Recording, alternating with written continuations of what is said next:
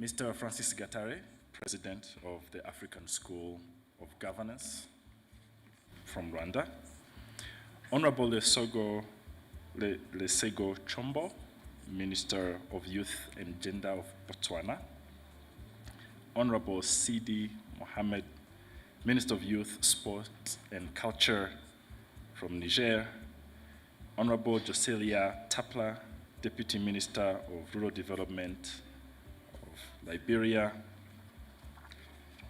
His Excellency Andrew Sesini, High Commissioner of Botswana to Rwanda, all protocols observed, ladies and gentlemen, good morning. My name is Christian Venimana. I'm a director on the board of Leadership Yetu. I'll be a co-host this morning together with Ms. Lumbizai. And I'm not going to welcome you again to Rwanda. I hope you've had a good stay and continue to be a good stay. And if you haven't, please leave notes in the comment box. In Rwanda, we like feedback. We would like to address it at a later date. I'll not say much. I'm very excited about this memorable moment this morning, this afternoon rather, that we're all going to experience. And I really can't wait to chat and talk with each and every one of you later on. I'll leave Ms. Rumbizai to give opening remarks. Thank you. Thank you, Christian. Good morning to you all. As Christian mentioned, I'm Rumbizai Chisenga. I am CEO of Leadership Lab Yetu. At Leadership Lab Yetu, we believe that we've entered a decisive decade for the continent. The demographic transition that we have been focusing and anticipating is upon us. And we believe that the choices we make as leaders in the next 10 years will shape the continent and the rest of the world for the next century. With that in mind, we have designed this platform to be a collaborative space for leaders who are committed to transforming Africa. And our programs are focusing on intergenerational leadership because we believe that not one generation is responsible and in fact able to turn around the fortunes of the continent. We need each other, we need continuity, we need to be forward-looking. You will learn more about Leadership Lab Yetu as the program progresses, but here in Rwanda, we are hosted by a few institutions that support our mission and our vision. One is the Ministry of Youth and Arts, as Christian mentioned earlier on. And the second is the African School of Governance, which has been a committed partner in helping us to think about programming that really meets the moment, that meets the needs of the leaders at this very moment. So without further ado, let me introduce the President of the African School of Governance, Mr. Francis Gatare.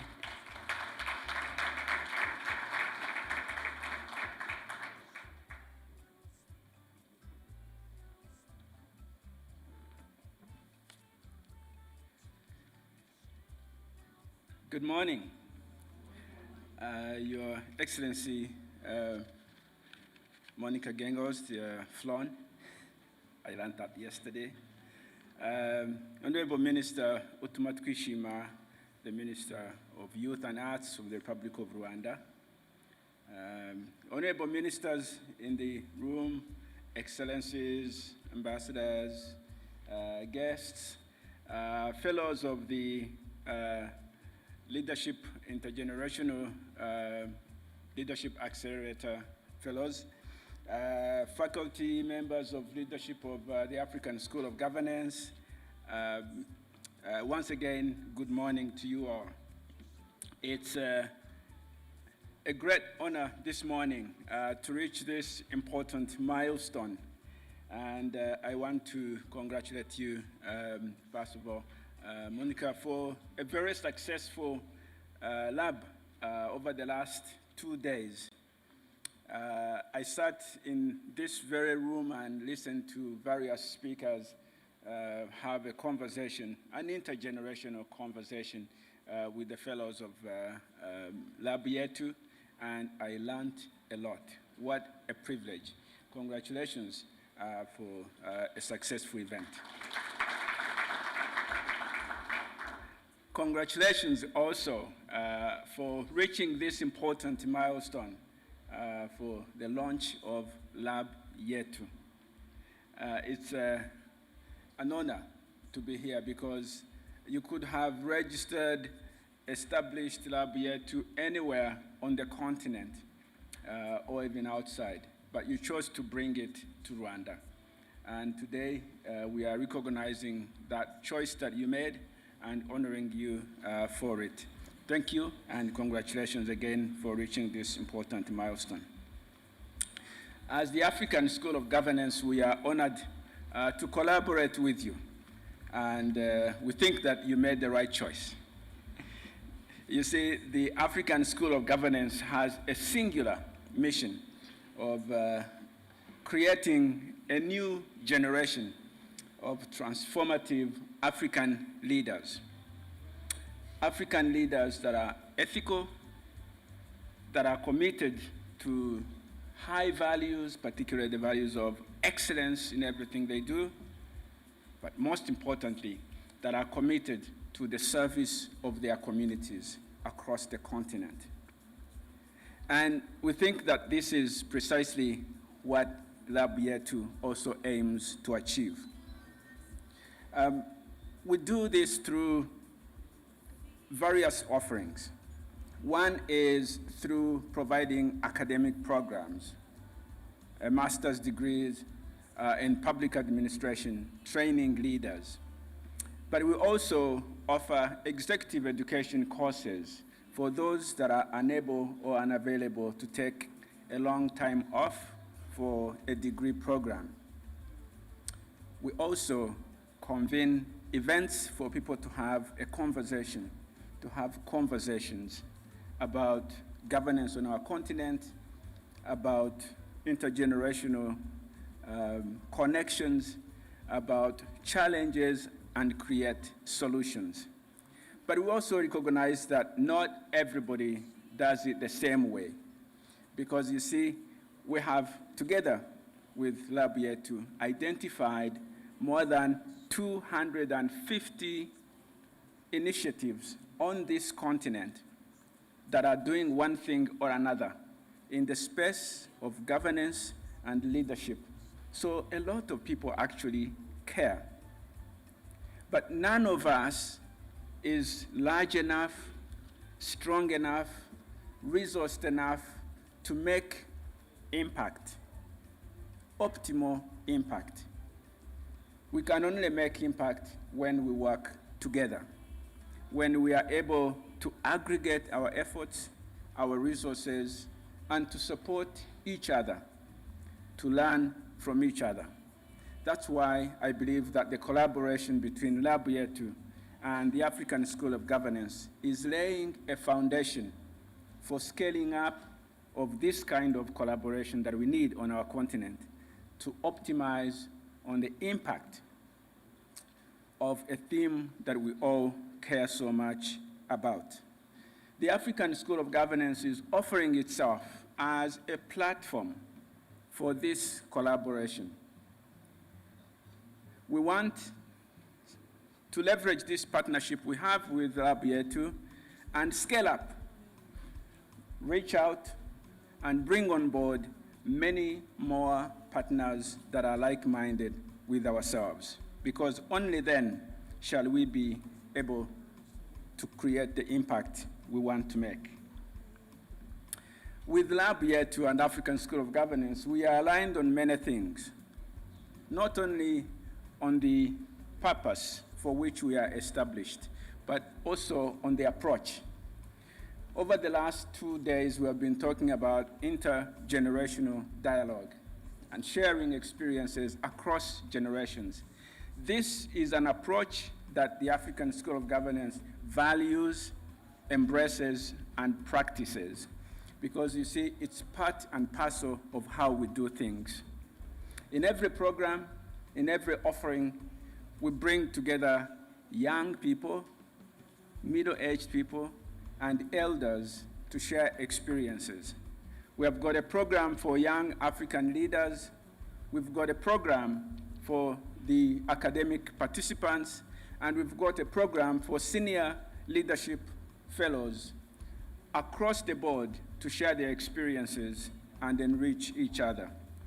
This is also the approach that Lab Yetu embraces. We are aligned on the scope of developing young leaders so that they can not only be the leaders of today, but also stewards of our continent for the future.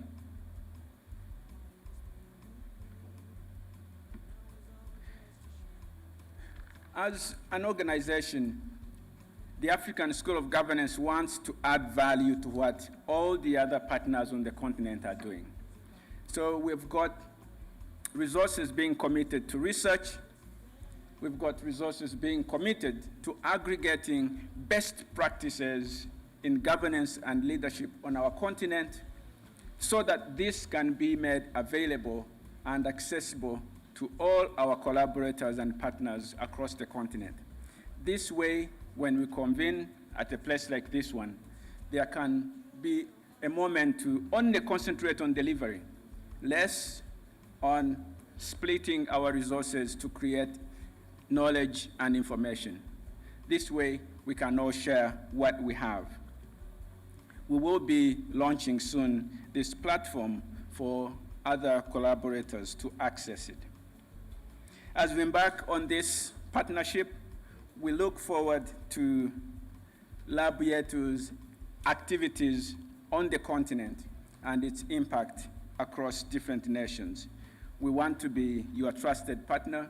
We want to add value to everything we do, and we want to walk the journey ahead together, stronger and better, so that we can be optimizing impact and deliver meaningful leadership and governance to our continent.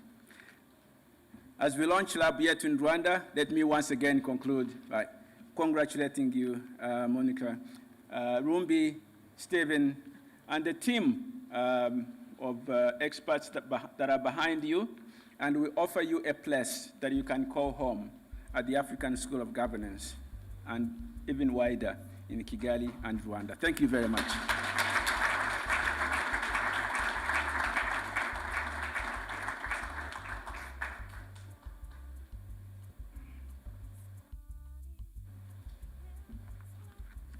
Thank you, Francis, for those wonderful remarks. Allow me to recognize the presence of Honorable Sandrine Mutoni, Minister of State in the Ministry of Youth and Arts of the Republic of Rwanda, who joined us in the room. And following Mr. Francis Gatare's remarks, it's my honor and privilege to invite Dr. Otomatwishima Jean-Paul Abdallah, Minister of Youth of Arts of the Republic of Rwanda, to give us his address on meeting the moment, youth population growth and development planning in Rwanda. Honorable Minister, you're welcome.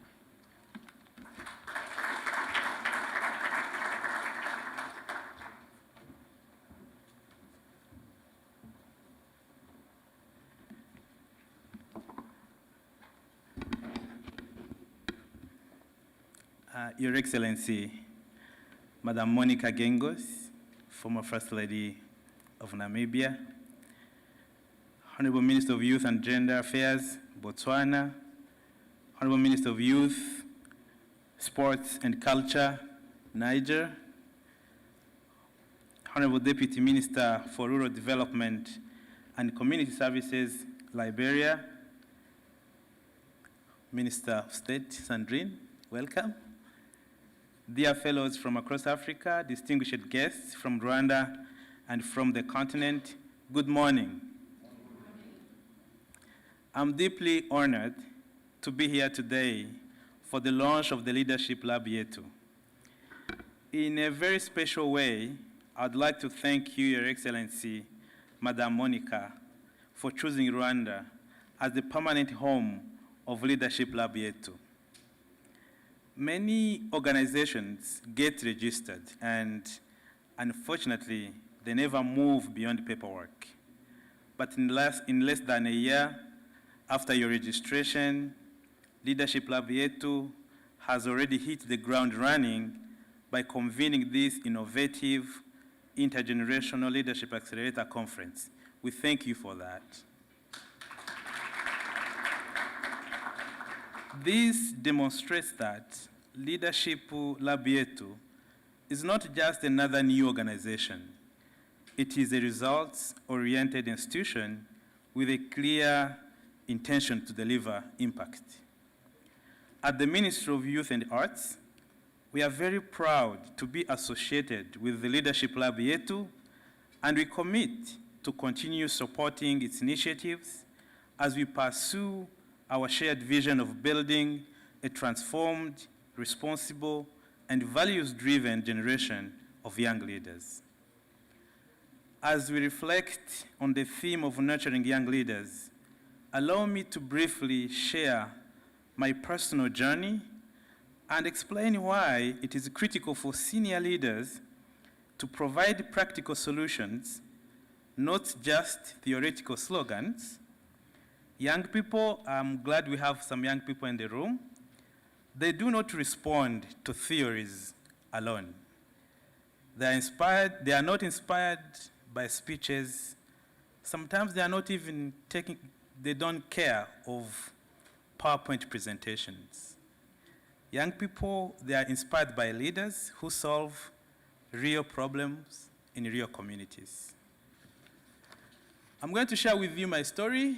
So it's not something you would share on a weekend, but I'm going to try to make it something you can grasp a little bit. In 1997, after completing my third year of secondary school, Rwanda's northern province was still facing a severe insecurity that was caused by insurgency. Those insurgents were remnants of the forces that had committed genocide against the Tutsi in Rwanda, who later became what you read in the news, the FDLR. So they still operate in the Eastern DRC today. I had gone home for the holidays. I wanted to discuss with my father because he wanted me to study the primary education training. But then my school had proposed me to study mathematics and physics. So I had a challenge to do what he didn't tell me to do. So I went for vacation. I wanted his permission to study sciences. The night I arrived home, my father told me that the village was not safe because of those insurgencies. He told me that the insurgencies were killing people, especially men, who had refused to support them. So he was on their list. For safety, he had been sleeping outside the house. But that night, he told me that maybe they are not going to come. He decided to sleep in the house. The same night, as he feared, the killers came. They killed my dad, and I want to stop by there, so I don't want to give you horrific details of the night. The following morning, despite being on a holiday, I decided to go back to school because the village was insecure. So I went back to school. The school administration and the provincial leadership of the northern province supported us with the shelter and food until classes resumed. From that moment, four critical things happened in my life. First, after losing my dad, my family moved in what was an internally displaced camp in the area. So I became a vulnerable student who could no longer afford school fees or school materials. As a child, you remember that a father is irreplaceable. And in the village, in my family, he was the only sole provider. This is when I learned that beyond parents, a state also has a responsibility. The government, by the time, even if the government itself was rebuilding, it was after the genocide, it was 3 years after the genocide against the Tutsi, the government exempted vulnerable students from school fees. So from that exemption, they also gave me some school materials. I completed secondary school, and later I received a scholarship to study medicine at the University of Rwanda. Second, I returned home I had 4 siblings, and my mom was still there. I asked my siblings whether they would want to continue studying because there were still some in primary school. So they did, they went to school, and they benefited also from free primary education, and we hope that also they are going to study secondary school. Good thing about the government by the time, they introduced a 9-year and 12-year basic education that was free. So it allowed my siblings to attend secondary school close to my home, close to my village.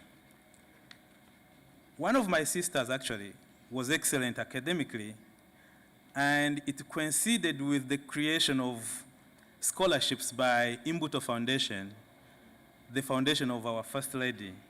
And then also the Imbuto Foundation paid the school fees for my sister. In the essence, our leaders replaced the role of my father. They paid for my education. They supported my siblings through universal access to education. And Imbuto Foundation also crowned these efforts by ensuring my sister completed secondary school. Today, when I check what my family and my siblings went through, myself, I'm a medical doctor. My brother is an anesthesiologist. My sister, one is a certified accountant, another one a food scientist, and the one who was very little is an IT technician at actually Rwanda Agriculture Board. So we all completed university education, and luckily we are all employed. So the lesson from this story is simple but powerful. For young people to trust their leaders, leaders must meet them in their most vulnerable moments and build their growth stories together.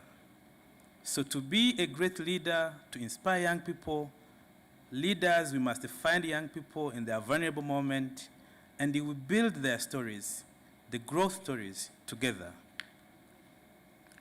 When I started my medical career, I felt deeply indebted to give back to my country. I wanted to practice servant leadership, and if possible, to sit at the decision-making table where people-centered policies are shaped. I kept asking myself, who paid our school fees?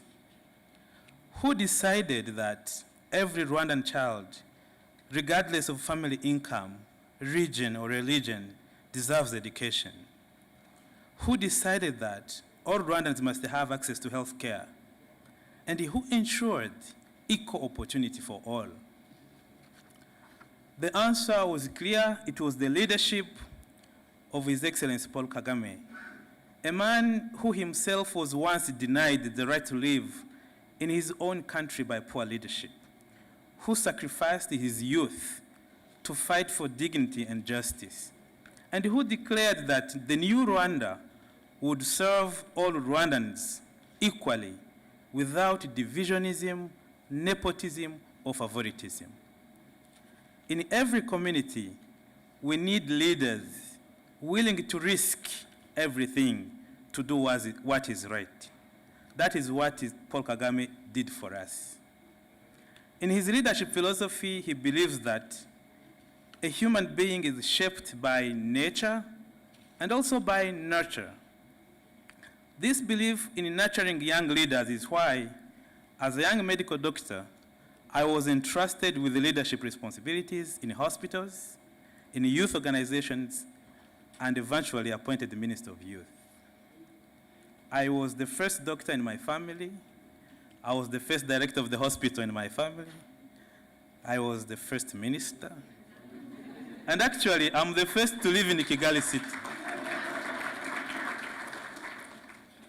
So, in Rwanda today, we believe that under this leadership philosophy, every dream is possible.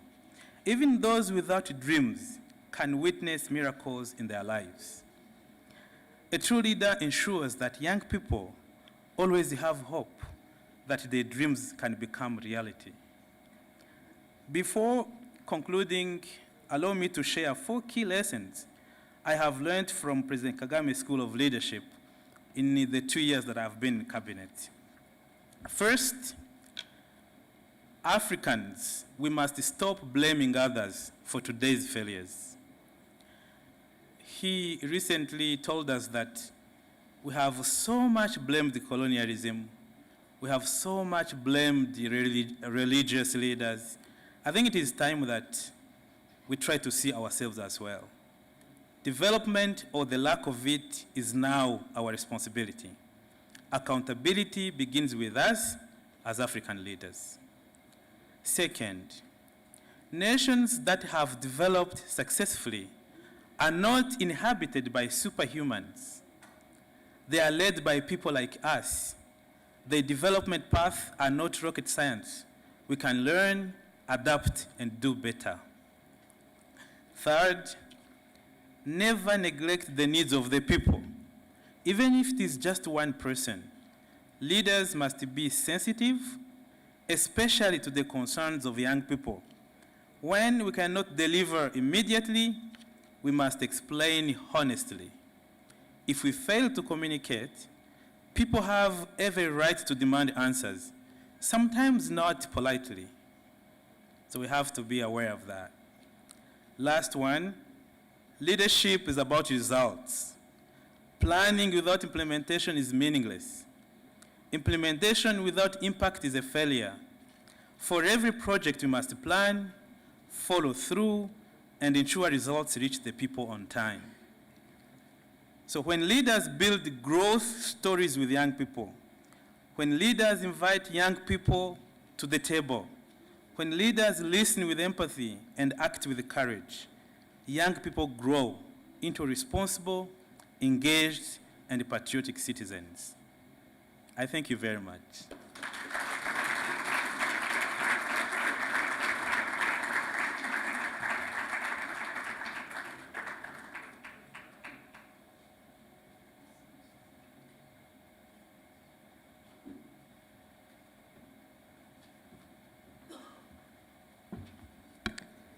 Honorable Minister, thank you very much for not sharing just remarks, but sharing your own story and opening us up to the real impact that leadership can have on an African child. The spirit in which you shared your story was the spirit in which we have worked over the last 2 days with the emerging leaders from 15 countries that were gathered here in conversation with established leaders. We were honored to have the presence of leaders like His Excellency, the Vice President of Botswana, Ndaba Kgaolate, His Excellency, the former President of Niger, President Mamadou Issoufou, who also, as you just did, Honorable Minister, shared their own stories, their own experiences to help emerging leaders to find their feet in leadership, not just for their own sake, but for the sake of the continent. In a very brief moment, we're going to share some of the highlights from those last 2 days. But allow me at this moment, before we continue further, to acknowledge the presence of members of parliament from Namibia who are gracing us at this occasion today. I want to acknowledge Honorable Pohamba Shifeta, Honorable Derek Claassen, Honorable James Eureka. Thank you for joining us. If we can share the media clip, please. Thank you.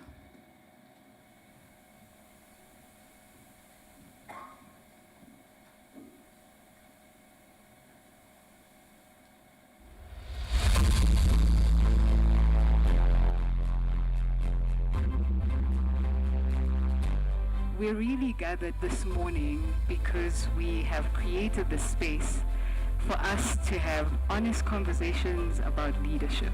We are hosting this event in Rwanda, where Leadership Lab Yetu is based. But we have worked with the support of several institutions here, the Ministry of Youth and Arts being one of our key partners, but also the African School of Governance. On behalf of everybody in Rwanda, the government, the people, and especially on behalf of the African School of Governance, I'm pleased to welcome you to this first ever Intergenerational Accelerator event. Rwanda is also the right place to have this conversation. As I conclude, once again, welcome you all to Rwanda, and thank you, Your Excellency Monica Gingos, for the vision and trust in the partnership with the African School of Governance. Du savoir académique, de la compétence technique, pendant que l'éducation, c'est les valeurs, c'est le civisme, c'est le patriotisme, c'est l'éthique. L'instruction, c'est le savoir-faire, tandis que l'éducation, c'est le savoir-être, intra- et intergénérationnel. Il faut une solidarité entre générations, à l'intérieur d'une même génération, et une solidarité entre générations. Chaque génération devra assumer sa mission dans la continuité de celle des générations précédentes, avec comme fil conducteur aujourd'hui. Leadership itself is a public good. And what motivated a few of us to put up Leadership Lab, and Yetu means the same thing in Kenya, in Kigali, and in Windhoek. It's ours. We must start developing leadership frameworks that works for us. So our message as Leadership Lab to all of you, because we've identified all of you as high potential leaders who will be tapped on the shoulder to become either president, to either become ministers, to become people who can make big things happen. I'm deeply honored to stand before you today at the inaugural Lab Yetu Leadership Lab. Before we speak about leaders of tomorrow, we must honor leadership that has already walked the path.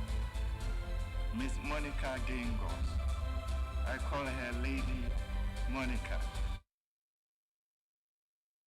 Reminded us that leadership is not defined by position but by purpose. True leaders do not wait for perfect conditions. They work with what exists and change what must. You're not here by coincidence.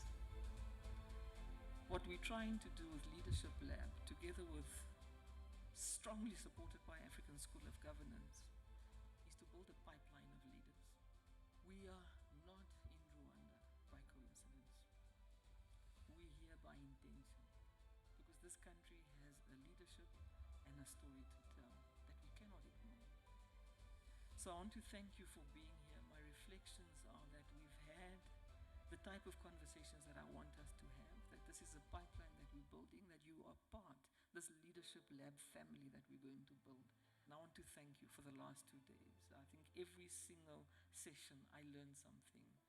I learned something new. And I want to thank you for that.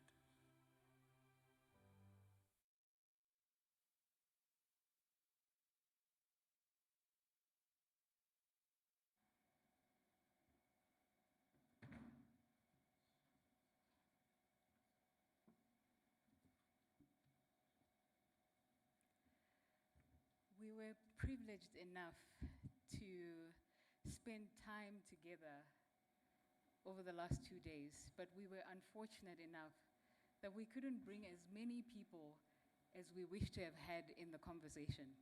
So what we will do now is we'll give you a taste of what we were discussing and what we were reckoning with, and some of the issues that are sitting at the heart of youth aspirations in the African continent, by inviting into a panel discussion some of the leaders who are part of the fellowship program. I would love to invite, first, as the team finishes setting up, Honorable Esejo Chombo. Please clap for her. She's the Minister of Youth and Gender from Botswana, and she is also Africa's youngest minister. I think she deserves another round of applause. I would love to invite Mr. Sidi Mohammed, Minister of Youth, Sports, and Culture. Culture was added as he was making his way to Rwanda from Niger. Thank you, Minister. And I'd also love to invite our youngest board member, Ms. Mariam Dieng from Senegal, to facilitate the conversation.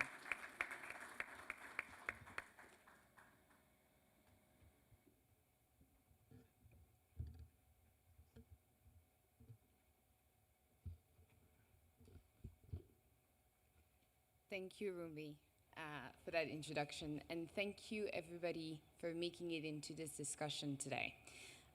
This is a discussion that I'm particularly excited about because as we've been talking about leadership and generation, I think it is time for us to also talk about how do these different generations work together?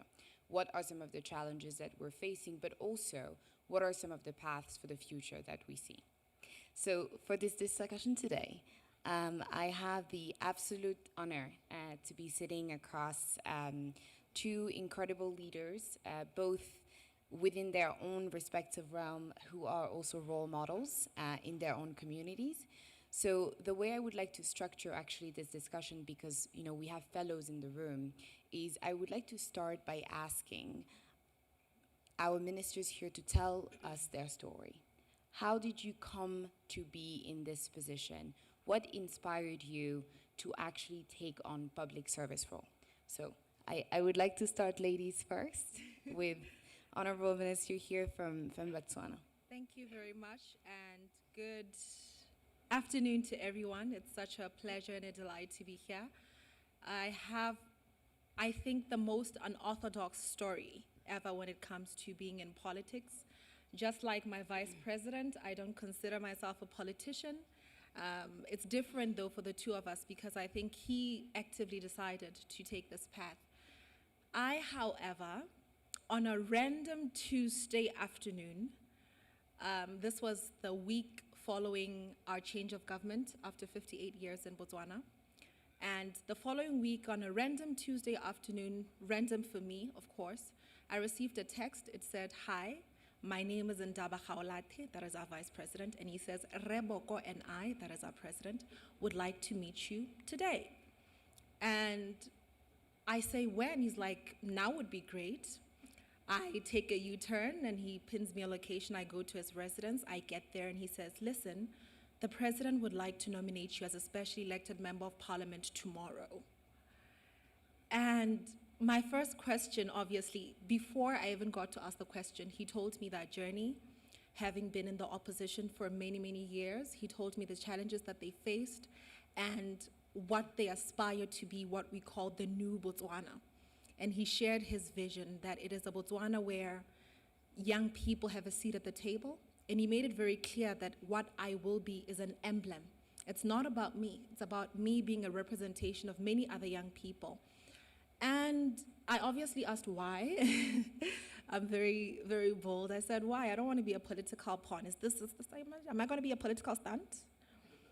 And I also told him, if I'm to do this, I'd love to lead authentically as me. It's not going to be what anybody is used to. And I would love the assurance that you will, at the very least, give me that. And we shook hands. He gave me something to sign, and that was that. So I am not one of those political leaders who even aspired to be a political leader. All that I've ever aspired to be in my life was someone who serves. Previously, I was working under the Lesotho Chombo Foundation, which I ran then, and we ran a program for underprivileged children across Botswana. And I was also practicing as an attorney. I was in the creative space. I used to champion the voice of young people. I look back at some of the videos of what I used to say. I used to speak of the gap and the disconnect between young people and our government. It's something I've been passionate about, but no, I never thought that I would have the seat. But I did take it because of what it meant, that it's about me being an emblem, and I get to serve more than anything else. I get to serve my people in this new Botswana under the most trusted leadership of our president and vice president. I think that deserves a round of applause. Thank you. And I'm glad to hear that you were an advocate before, because the type of discussion we'll have today, I would love to get your thoughts about what is it that we can do differently. I would like to turn to Mr. Sidi Mohamed, and allow me here to flex my French a little bit as the Senegalese that I am. Monsieur Mohamed, j'aimerais bien comprendre et débuter surtout cette discussion en demandant quelle est votre histoire. Comment vous vous êtes retrouvé aujourd'hui dans cette position et qu'est-ce qui vous a amené aujourd'hui à vous engager dans un gouvernement public? Merci beaucoup. Alors, avant de revenir sur mon parcours, je voudrais d'abord remercier l'initiative d'abord de Lab Yetu pour avoir créé ce cadre-là, pour avoir créé cette organisation, cette rencontre importante. Je voudrais aussi remercier l'organisation qui nous a invités pour être nominés dans cette importante cohorte. Je sens une fierté immense à être parmi ces jeunes-là, parmi ces dirigeants invités à cette occasion-là. J'ai été aussi inspiré pendant les 2 jours de discussion par beaucoup de personnalités qui se sont succédées sur la scène. J'ai été particulièrement, en tout cas, ému, surtout très content d'avoir découvert une personne très spéciale, très engagée, à la personne de Madame Monica, qui m'a permis d'être là, mais aussi j'ai pu aller sur le YouTube pour pouvoir la connaître davantage. J'ai vu comment elle était engagée aux côtés de son défunt mari. Et j'ai compris le sens du terme quand on dit pour avoir de grands hommes, il faut des dames à côté. Donc je pense que nous avons compris ce sens-là. Par rapport à mon parcours, moi j'étais un jeune, je dirais paysan, venu de la race campagne. De la race campagne qui a évolué dans les mouvements des étudiants d'abord. J'étais responsable des étudiants au niveau de notre région avant de revenir dans le bureau national des étudiants. Ensuite, après le mandat scolaire des étudiants, j'ai intégré le Conseil national de la jeunesse, où j'ai gravi les échelons. J'ai été membre, ensuite président, jusqu'à mon nomination au gouvernement. Donc je suis arrivé au gouvernement en tant que président des jeunes. Mais ma surprise était qu'on ne m'a jamais sollicité, on n'a jamais demandé mon CV, ni en tout cas questionné par une enquête de moralité. C'est à la télé que j'ai découvert que je suis nommé ministre un soir. Donc, voilà de façon succincte mon parcours. C'est pour dire aussi qu'il n'y a pas de hasard. Quand vous êtes des jeunes engagés, des jeunes qui se battent pour leur communauté, pour la jeunesse, qui se battent pour leur pays, vous serez toujours récompensés. Peut-être à des moments où vous ne vous attendez même pas à ça, parce qu'il restait 6 mois avant la fin de mon mandat. Beaucoup des amis voulaient qu'on change le texte de notre organisation pour encore briguer notre mandat. J'ai dit non, on ne va pas le faire. Et j'étais surpris. Un soir, le 17 avril 2025, j'ai été nommé membre du gouvernement en tant que ministre de la Jeunesse et des Sports. Donc voilà un peu le parcours. Et en venant ici, il y a eu un autre remaniement du gouvernement où j'ai été nommé encore ministre de la Jeunesse, des Sports et de la Culture. Donc voilà en quelque sorte mon parcours. Mais je voudrais aussi dire aux jeunes, il faut s'engager pour sa communauté. Je ne suis pas un politicien, je n'ai jamais fait de parti politique, je n'ai jamais animé la politique en tant que tel. Je suis un fruit du mouvement des jeunes.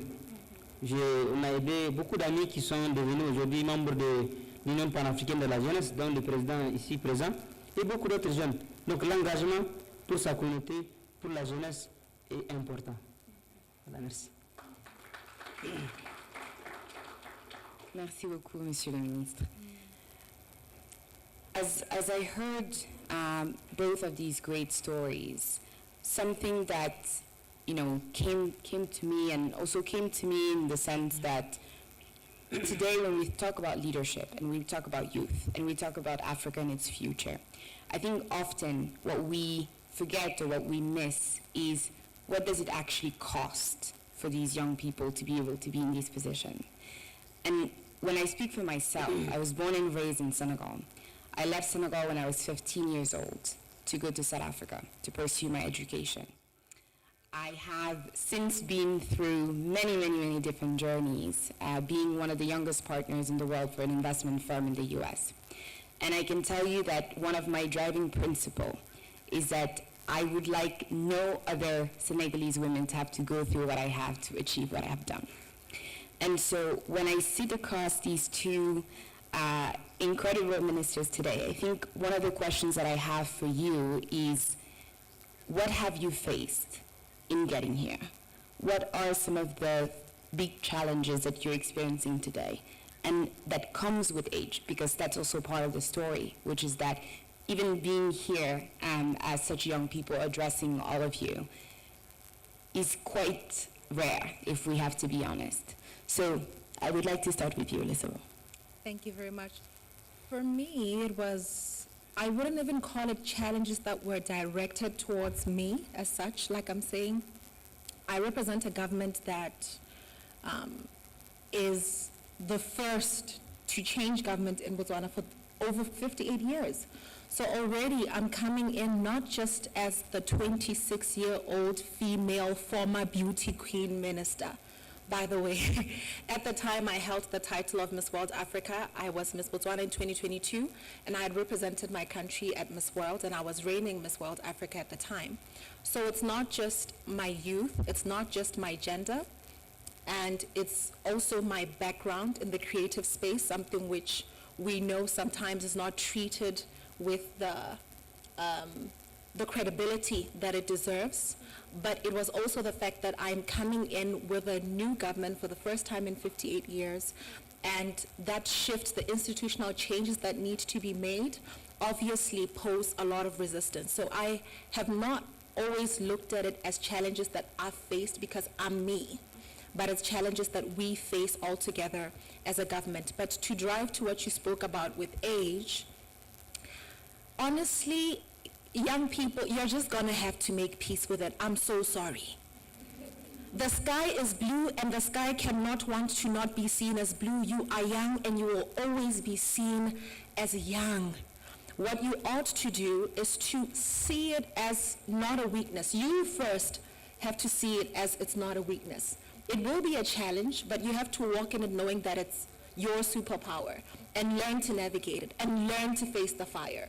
So the fire will always be there. I'm so sorry.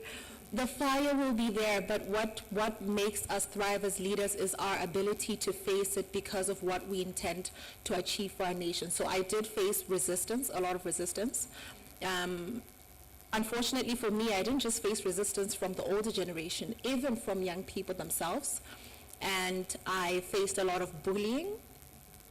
And I must say I'm grateful for the creative space because I had been through that fire of bullying. So it was more like I'm falling in a soccer field, and I've fallen before, and I know that you can get up and still face to see, live to see tomorrow.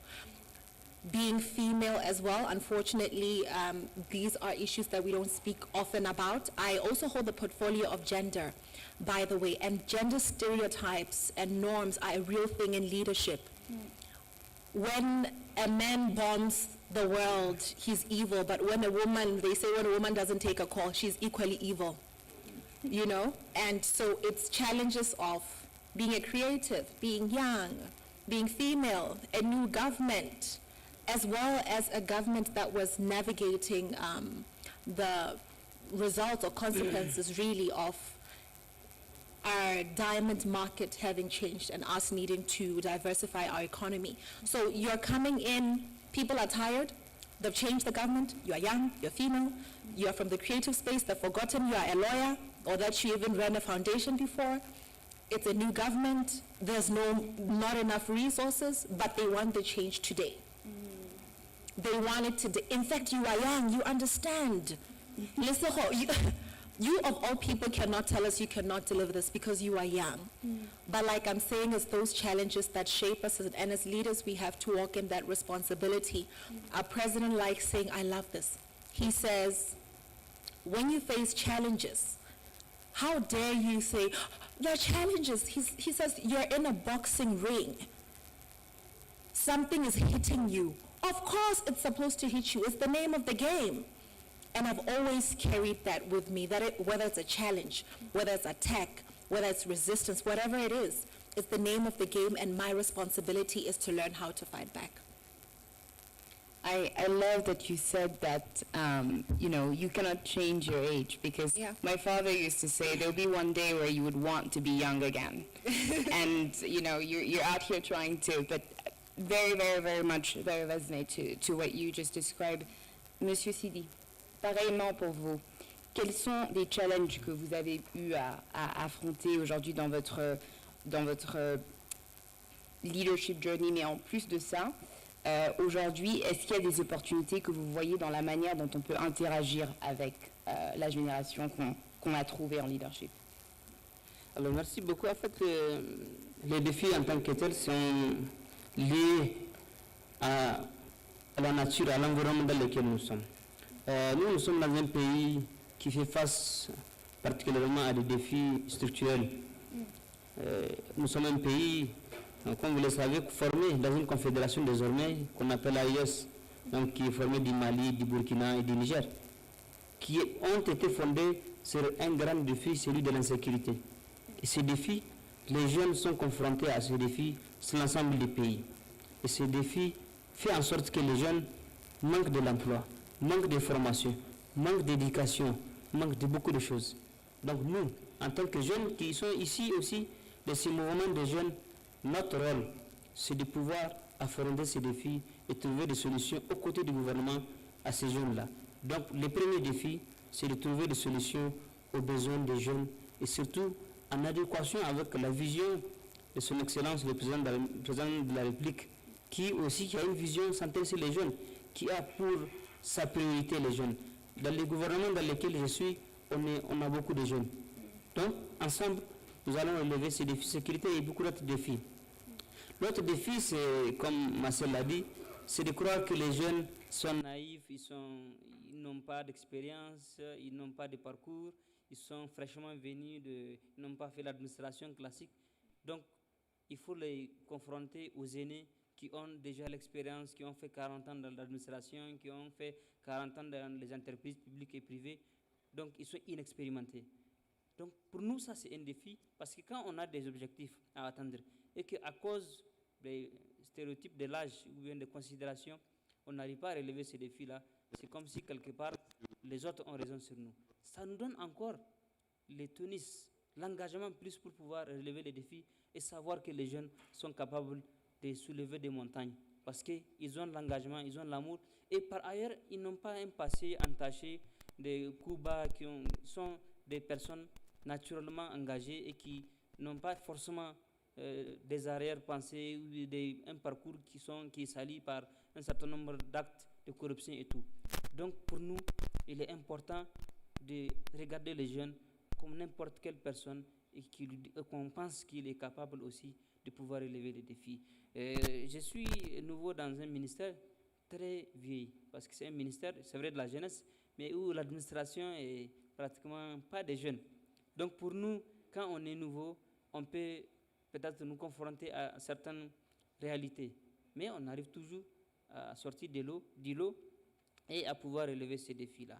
Donc dans notre pays, en tout cas, beaucoup de jeunes sont dans cette dynamique-là, de croire que personne ne peut venir d'ailleurs relever les défis de nos pays.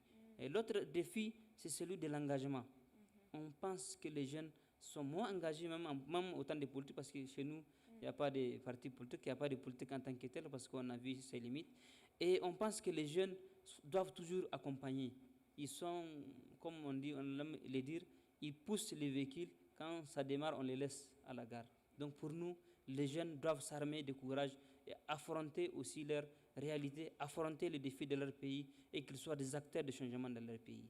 Et c'est ce que nous sommes en train de faire, parce que nous avons des gouvernants patriotes qui sont en train d'imposer désormais une conduite à tenir qui est celle de prioriser les intérêts de nos pays, les intérêts de nos ressources, les intérêts de notre pays par rapport à tout ce qui doit venir investir dans notre pays, doit d'abord regarder qu'est-ce dont nous avons besoin pour pouvoir nous aider dedans. Donc vraiment, ce sont des défis qui sont là, que les jeunes affrontent, que nous sommes, et je suis fier de voir beaucoup de gens qui sont dans plusieurs gouvernements des autres pays ont pratiquement les mêmes défis. Et nous sommes la génération future. Mais ça, nous allons avec nos aînés, avec la sagesse, nous puisons beaucoup. Avec la sagesse, avec leur expérience, on partage beaucoup de choses.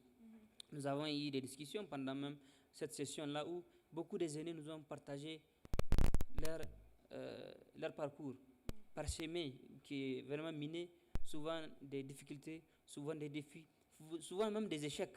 Mais peut-être en partageant, en échangeant avec eux, nous allons éviter peut-être de tomber dans certaines erreurs. Donc, on a besoin des aînés, mais il faut que les aînés comprennent qu'on ne peut pas avancer sans la jeunesse. Parce qu'aujourd'hui, la jeunesse constitue 60% de la population de l'Afrique.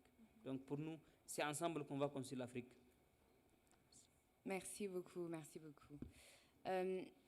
There is something that you just said that I thought was quite important, where you said that these are challenges that we're seeing across the rest of the continent as well. There's a topic that's very close to my heart, which is Pan-Africanism. I always say that for me, at least personally, I consider myself African first and Senegalese second. And my president hates when I say that. But the reason why I feel that way is because I think a lot of the challenges that we have across the continent today, not only we share them, but we are advancing at different levels of maturity towards them. And there is so much that we can learn from each other. So a question that I have is, for you as a young person in a position of leadership today, what do you, or how do you see Pan-Africanism interconnect with that? How do you think about collaborating with other young people across the continent? And how can you leverage that towards effective leadership? I think that one of the greatest strategies, at least that I've observed, is being able to learn from what others are doing and use it as a point of reference, to be honest. We have our National Youth Council as an example, which we are currently trying to institutionalize. And quite often, it makes my job easy to just point at the many other countries that have already institutionalized their National Youth Councils. To me, Pan-Africanism is not just about the spirit of togetherness, but it's also our ability to acknowledge what others are doing best, and that we can learn from it, and that we can do it together, and that we don't have to do it by ourselves, you know? And what's most important for us as Africa is also connectivity together. We share the same challenges. I was having a conversation with the Minister of Youth here earlier on when we were sending the Vice President off, and we're talking about we really need to monetize social media for our countries. He spoke about how he needs to do it for Rwanda. We need to do it for Botswana, right? And it takes these relationships, it takes this collaboration for us to even be able to achieve our results sooner rather than later. I think one of the things that have been done for a very long time by our nations is, yes, sovereignty and independence, but I think there could be better collaboration to advance our goals, to be honest. And it's in various ways, from our institutions working together, to our young people working together, to our young people creating and collaborating together. Yesterday I had a conversation as well with Dr. Moyo, and I asked him, what does your school do? And he says it teaches young people Pan-Africanism. And I admired that. You know, the ability for a Motswana to go and live in Rwanda and know that it adds value to the continent, to the nation, even to their own nation. And to be honest, I think we can do better, myself included. I think that it's something that we can do better in, and it will contribute significantly to the work that we do, both as individual nations, but collectively as a continent. I do think that that deserves a much louder round of applause. J'aimerais vous retourner la question aussi, parce que, évidemment, sur le sujet du panafricanisme, je pense qu'aujourd'hui, comment est-ce que les différentes jeunes, surtout qui sont leaders dans différents pays d'Afrique, peuvent travailler ensemble pour justement arriver à accomplir certains des objectifs qu'on a en commun? Alors, merci beaucoup. Peut-être je serai beaucoup plus optimiste en disant que j'ai l'impression que les jeunes sont en train de vouloir réaliser un rêve de nos anciens chefs d'État. C'est celui de l'unité africaine. Et pourquoi je l'ai dit? Parce que j'étais président des jeunes, j'étais président des CNJ, j'étais président des jeunes de mon pays. Et la solidarité, l'union, la cohésion qui existe entre nous, les présidents des CNJ, autour de l'Union panafricaine de la jeunesse, l'IPJ à l'époque, est très importante. Ça donne un symbole que si la même cohésion, la même compréhension, la même convergence de vues par rapport aux défis africains, si cette convergence-là existait entre nos chefs d'État, de la même façon que ça existe entre les jeunes, les CNJ ou présidents des jeunes des pays, je pense qu'on va pas seulement parler de panafricanisme, mais on va parler de l'unité africaine. Parce que c'est un défi que Kwame Nkrumah et ses collègues ont voulu, en tout cas, avoir comme objectif à l'époque en créant l'Union africaine. Donc pour nous, il est important de continuer dans cette dynamique-là, d'être encore dans des discussions ensemble, parce que, comme je l'ai dit, j'ai fait 2 jours ici en train d'écouter des leaders, des ministres, les vice-présidents du Botswana et bien d'autres leaders qui viennent des autres pays. Quand ils parlent de la jeunesse, j'ai l'impression qu'ils parlent de la jeunesse du Niger. On a pratiquement les mêmes défis, les mêmes problèmes, et pourquoi on ne doit pas aller vers les mêmes solutions? Et les mêmes solutions ne peuvent pas être trouvées quand on a une Afrique où pour traverser un fleuve, quitter un pays qui est séparé par un fleuve, il faut un visa. Je pense que c'est un paradoxe qu'il faut quitter, c'est une problématique qu'il faut résoudre. Et pour nous, en tout cas selon ma pensée, nous sommes en train d'avancer sur cette union-là, sur cette convergence de vie, nous les jeunes par rapport aux aînés. Et peut-être qu'on aura besoin d'eux pour concrétiser ces rêves-là. Et je pense aussi, c'est en faisant place aux jeunes dans les instances de prise de décision qu'on va renforcer cette union africaine-là. En ayant des ministres aujourd'hui, je suis très à l'aise à discuter avec mon frère Abdallah ou ma soeur et bien d'autres ministres de la jeunesse, avec la ministre d'État et bien d'autres. Parce que nous sommes des jeunes, on n'a aucun complexe à discuter entre nous. Et on n'est pas lié par le passé de quelqu'un ou par le passé d'un dirigeant. On est lié par nos défis présents qu'on va relever ensemble demain. Donc pour nous, on doit aller vers cela. L'Afrique, qui est liée à l'Occident, qui est liée à l'histoire des autres pays, est dépassée. Nous sommes Africains, nous avons des défis devant nous, on va les régler entre nous, Africains. Et personne ne va le faire à notre place. Donc c'est cette vision que j'ai de l'Afrique. Je pense que l'avenir est promoteur et l'avenir sera construit par cette jeunesse dynamique engagée pour l'Afrique. Et j'ai un follow-up. Et j'ai un follow-up par rapport à ce que vous venez de dire. J'aimerais vous demander aujourd'hui, en tant que modèle pour la jeunesse du Niger, qu'est-ce que vous faites à votre niveau en tant que leader personnellement pour être un modèle? Quelles sont les actions que vous prenez? Les actions, c'est que j'essaie d'abord d'unir la jeunesse. Parce qu'on ne peut pas avancer dans la division. Quels qu'en soient les défis qui sont devant nous, tant qu'on est unis, on va les relever. Aujourd'hui, au Niger, nous avons un grand défi. C'est celui de l'insécurité, qui enrôle les jeunes, qui embrigade les jeunes, qui recrute les jeunes parce qu'ils n'ont pas d'emploi. Mais on est en train de se battre pour sensibiliser les jeunes, pour que les jeunes soient unis et regardés devant. Deuxièmement, dans tout ce que je fais comme action, je dois faire attention pour être le modèle. Parce qu'un modèle doit éviter la corruption, doit éviter les vices, doit éviter tout ce qui peut compromettre l'image qu'il incarne des autres. Donc pour moi, il faut qu'on reste dans ces parcours-là.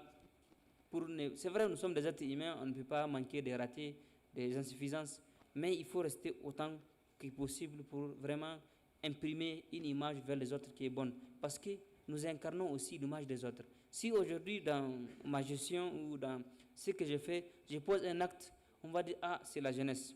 C'est les représentants de la jeunesse qui le fait. Donc pour moi, tout acte que je dois poser, tout ce que je dois faire, je dois les calculer avant de les poser pour voir les conséquences, qu'est-ce que ça peut importer, qu'est-ce que ça peut avoir comme image sur moi, parce que moi j'incarne l'image de 76% de la population du Niger. Au Niger, 76% de la population est jeune. Donc tout ce que je dois faire attention à l'image de ces jeunes-là. Donc vraiment, voilà ce que je peux dire et c'est important. Honorable Sego, let me ask you the same question. What I asked Honorable CD was, today as a leader, what does he need to stand for in order to be a role model? How does he need to position himself to begin with, to be able to support the youth towards all these ambitions? And so for you, because also you mentioned earlier that you're a woman, you're coming from the creative space, there's so many different assumptions that people might make. Is there a principle, are there guidelines that you have for yourself as to how you would like to carry yourself and present yourself? Certainly, certainly. And for me, I must say these guidelines aren't just about being young and female. It's also, I'm Christian, and I put God before everything else. And it starts with, am I representing the kingdom of God well? So the principles that I abide by are Christian principles. Hard work, diligence. You know, in the Bible, God speaks of favor, but he also very much speaks of putting in the work. And I think this also speaks to being a young person. The narratives that young people don't want to work. And I'm saying these not because of this room, but because of rooms that I enter every day. When the cameras are off, after we say we're advocating for young people, when the cameras are off and you're walking out of the corridor, it's like, hey, but you know, these young people don't really want to work. And hard work is something that I really abide by. I believe in working smart, but I also really believe in working hard. And just like he says, it's because, and I said earlier, I'm an emblem for young people. So everything that I do, young people will be associated by. Another principle that I abide by, honestly, is respect. I think there's a narrative that, and we talk about this when we speak of intergenerational dialogue and intergenerational leadership, etc. It's learning to balance authority with respect. It's something that young people are not liked for, they're considered not respectful when they're in positions of leadership. And I think it comes with trying to navigate the balance between asserting your authority, but being able to respect those you work with and operating with the utmost humility. Yes, you have authority, but operating with the utmost humility as well. But one thing that I also do actively, and I wouldn't call this a part of my character as such, but the principle of pulling others along with me. There's a principle that you can stand tall without standing alone, and I believe in that so firmly. I'm not meant to be the only young minister. You'll note that when I introduced myself, I said I'm the youngest and I hope that one country will displace me soon. I do hope there could be a 24-year-old minister. I do hope there could be a 20-year-old, somebody younger every single time there are elections in different countries. Because what we are charged with as young leaders is not just to represent young people, but to also make sure that there are many other young people in the system that can represent more young people, is to make sure that there's more voices for young people in these institutions. And that's something that I champion very vigorously. I must give you an example. There's a day I said this, it was our first youth consultation forum, I think last year, February. I was like 3 months in. And I shared the vision that, in fact, I wish that the youth department could be run by young people. It's theirs. Let the majority be young people. I shared the vision that I want the members of parliament, the ministers, the senior government officials, COOs, CEOs across the country as well as across the continent and the globe. I'd love young people to have that seat because it's not just meant for me. There are many others who can occupy those seats. And I remember going back to the office, we were going through we were splitting our ministries into the Ministry of Youth and Gender Affairs and the Ministry of Sport and Arts. And when I got back, most people at the ministry were saying, we want to go to sport and arts because this young one wants to saturate this place with young people, and she's going to kick us out. Except that was not the message, but the message is that there can be more young people in the room, and I consider myself the person who has been tasked with that mandate. It's not about getting to the table and shining and carrying the glory that you are the youngest or you are the only young one. It's about making sure that in everything that you do, in your character, in your programming, in your priorities, yes, you're delivering to the young people of the nation, but you're actively making sure that you're also creating room at the table for more young people. As we wrap this panel, and there's been so many words of inspiration across the discussion we had today, I wanted to ask, and I'm asking the same thing of myself, what are parting words that you could leave the audience with? And the way I structure those words is, today we all happen to be in positions where we represent young people. We also happen to be ourselves young people who are in rooms with decision makers, who are in rooms with leaders. And we have a unique voice to ensure that we are not the only young people in these rooms. And it is our responsibility, it's incumbent upon us to ensure that we are creating more room for that. So if there was a message that you could deliver today on behalf of the youth of Botswana, on behalf of the many, many young women across the continent today, to leaders, to fellows, to peers, what would it be? We speak a lot about influence. Even just now when we say the ability to create room for others, the ability to convince those rooms that more young people can come and have a seat at the table, we're speaking of our ability to influence change.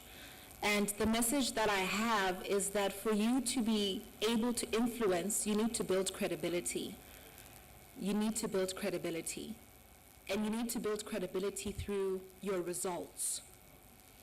It's not always about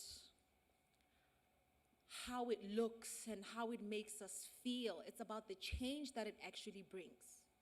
And I cannot, 4 years from now, when my tenure ends, I cannot be saying young people deserve a seat at the table if I have done nothing for my country, for my continent, not just through advocacy. Advocacy is great, but how many lives have been changed? How many jobs have been created? How many positions, yes, we want a seat at the table, but what institutional change have you made to ensure that government or private sector absorbs more young people? How much have you raised for your nation? Let us build our credibility through tangible results, through performance. I would hate for us to become a generation that merely advocates. We're really good with advocacy. I am too. Our eloquence, my God, a gift from the Lord himself. I assure you.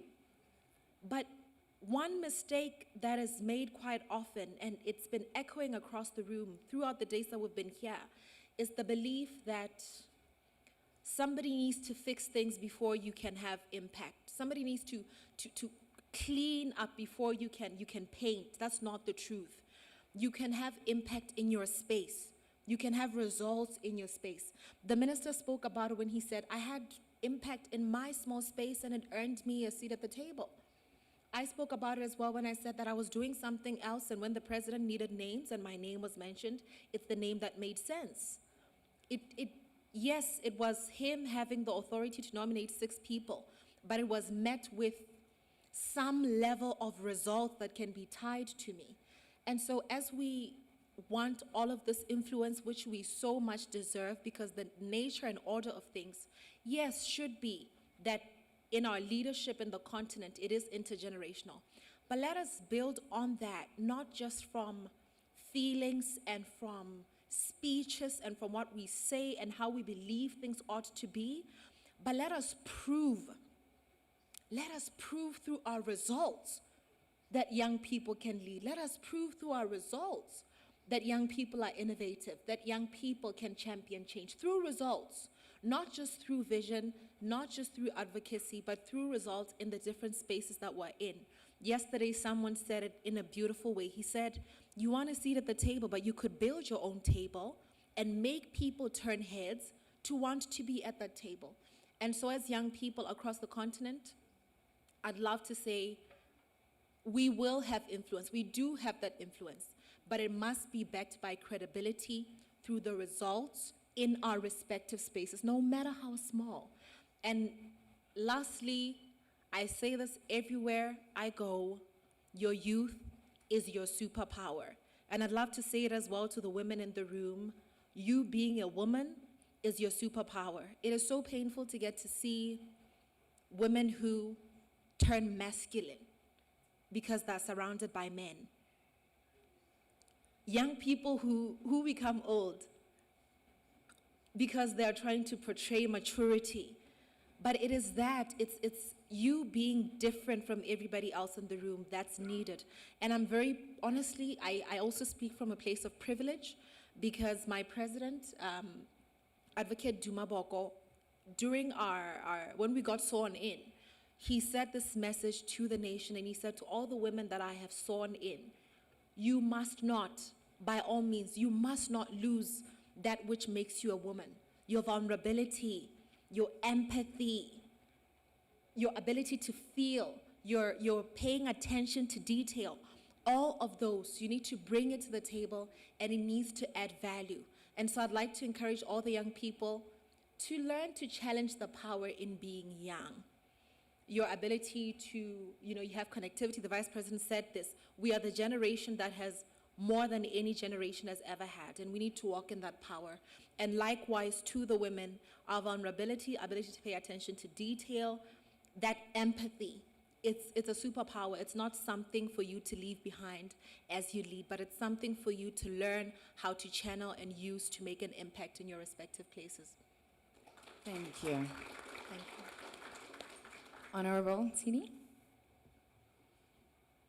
So the question, la question que j'ai posée tout à l'heure, c'est en terminant ce panel, quel est le message qu'on aimerait adresser aux jeunes? Quel est le message qu'on aimerait adresser aujourd'hui à nos leaders?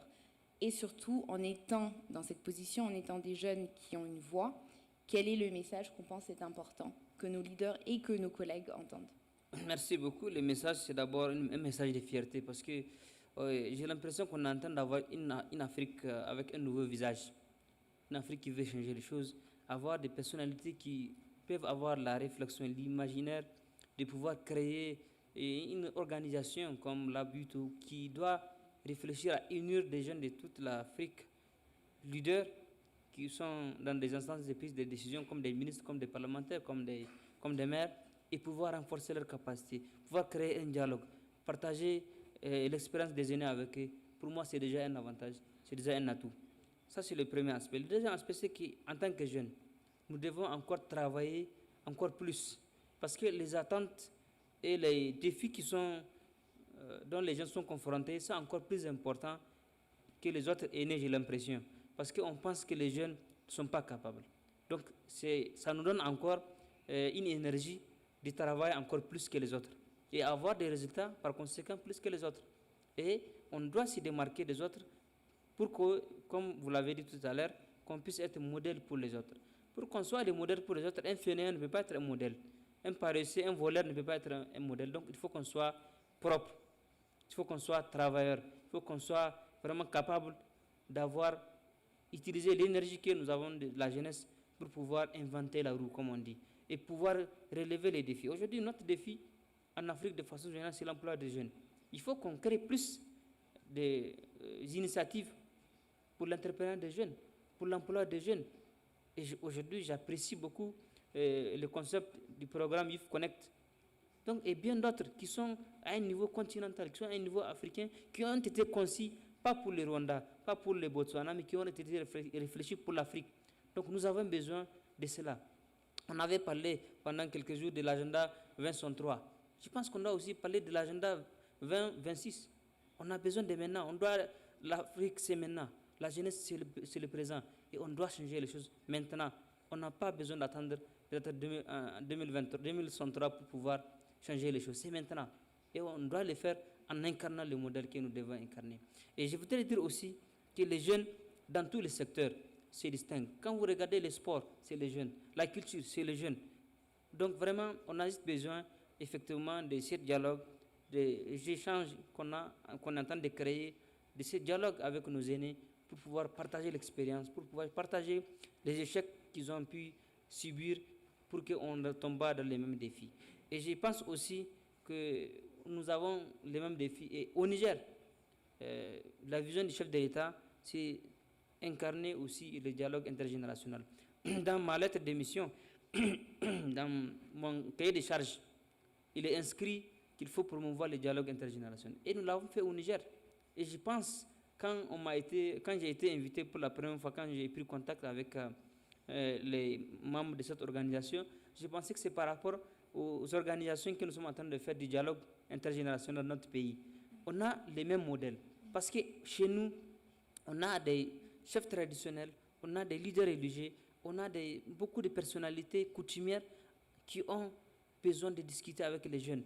On a besoin que ces personnalités discutent avec les jeunes filles. C'est leur problème de santé, c'est leur problème de changement de mentalité. Et pour le faire, il faut créer ces dialogues-là. Donc pour moi, c'est des initiatives à saluer. Ce sont des défis déjà qu'on est en train de relever à travers cela. Il faut aussi que les jeunes créent cette union à tous les niveaux. On a besoin d'avoir une certaine convergence des vues. Donc il faut vraiment, comme j'ai dit, ouvrir les frontières à tous les niveaux. Il faut que l'Afrique soit unie. Quand on est unis, on peut confronter n'importe quel défi. Mais quand on est divisé, on ne peut pas relever les défis même de son propre pays ou de sa région. Donc vraiment, c'est le message de l'unité, le message en tout cas de travailler dur pour les jeunes, servez de modèle pour les autres, soyez combatifs. Il n'y a aucun défi qui ne puisse pas être relevé sur Terre. Mais ça ne peut pas être relevé dans la division. Donc vraiment, les aînés ont leur place, les jeunes ont leur place. C'est ensemble, dans l'audace de la jeunesse et la sagesse des aînés, qu'on va développer l'Afrique, Inch'Allah. Thank you. Thank you so much. As for me, I think the two parting concepts that I will leave you with is the first one, which holds and directs my life, and I hope directs many young people's life, which is radical responsibility and radical accountability. We are... Je disais que les deux messages avec lesquels je vais laisser l'audience aujourd'hui, c'est la responsabilité radicale et l'accountability. Someone can help me, tell me what accountability is in French. Non, c'est bon. Awesome. So I was saying that to those two concepts, for me today, when I see our continent, we are lucky and unfortunate in two things. Unfortunate in some of the challenges that we have to face, but lucky in the opportunity that we have to take it for ourselves. And the biggest mistake we could make in our generation today is in waiting for anyone else to come do it. We have the youth, we have the energy, we have the brain, and we have the capacity to do it for ourselves. We cannot wait for anybody else to fill in our shoes because we would be doing ourselves a disservice. And so to the many fellows and also to the many leaders and young people that we have in the room, the only thing you can control is your responsibility and accountability to the things that you face. That's the first message. The second one, which might be a little bit more controversial, is let's build, but let's not build for ourselves. Let's build for the future. We have a continent today that is facing so many challenges, and the great things that we could do for it, there is a 99% chance that those things we will not be able to benefit from. Yeah. We cannot be building only for things that we will benefit from. If we do that, we risk doing the exact same mistakes that not only generations have done before us, but also places have done before us, which is to favor short-term outcomes and to favor short-term pleasure over long-term sustainability. So in the face of choice, even though it is hard and it's difficult, because at the end of the day, if we're building the continent, it would be so great if we could build it for ourselves. let us choose intentionally, not by default, but intentionally, to build for others, to build for the generation that is coming after us. Yes, we are the generation of social media. We are the generation of, to your point earlier, advocacy and being able to get our message out there. But let's prioritize building for the generation that's coming, because the real benefits and the things that the foundations we can set are for those that are coming, not for those that are already here. And when we look at the most beautiful of things that have been built in the world today, when we talk about churches and when we talk about incredible monuments, they took 400 years to build. The architects, the first people who built the foundation, never actually got to use any of those things. So as we look into what we can do for the now, let us also remember and intentionally choose to build for the future and others that are coming after us. Thank you very much for your attention today.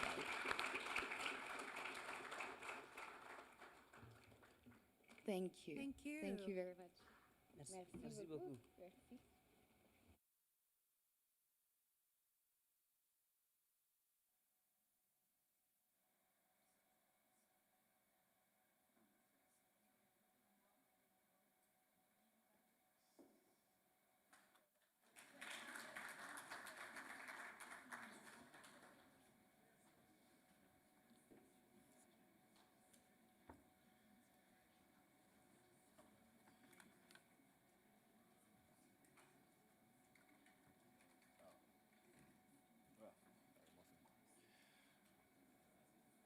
Well, I don't know about you, but it's hard to not be impressed by the youthful yet very powerful conversation that just happened,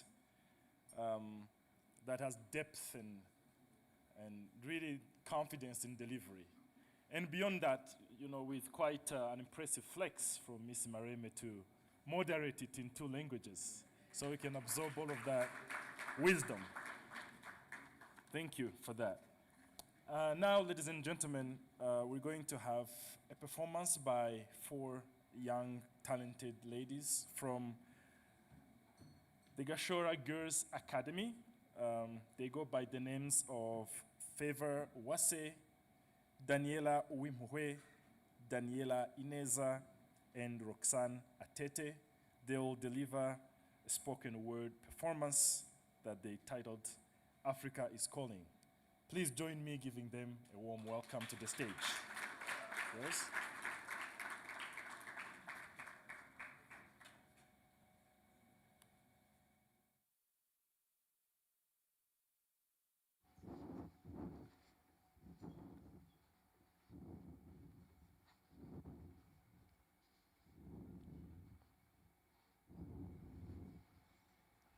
Excellencies, honorable ministers, and distinguished guests, good afternoon. Give us the pleasure to introduce ourselves again. My name is Atete Roxanne, and I'm with Favor Uwase, Daniela Ineza, Daniela Uwimhwe. We are members of the Poetry Lab from Gashora Girls Academy of Science and Technology. And today, we stand here with great pleasure to perform a piece entitled Africa is Calling. We hope that you enjoy it, and most of all, learn from it. Thank you. Africa. Africa is calling. Africa, our land, our origin, our hope, our future. We call it Yetu, our Africa. Our reason to rise, our reason to unite, our reason to sow seeds that bloom into resounding success. We're rich in deep minerals and fertile lands, rich in sun, water, wildlife, and forests, rich in hands, minds, cultures, and untapped innovation. Why then is our suffering palatable? Why are we seemingly lost? Many have paved the path we now walk, our beacons of African leadership. Patrice Lumumba, Julius Nyerere, Nelson Mandela, alongside undeterred women, Ellen Johnson Sirleaf and Wangari Maathai. They vividly told us to lead boldly and with courage to lead with clarity, dignity, and purpose. They were never held back by barriers. They brought transformational ideas to the table, crafted incredible solutions to African challenges, and acted without prompting, without coercion. They showed us how essential it was to never give up on Africa.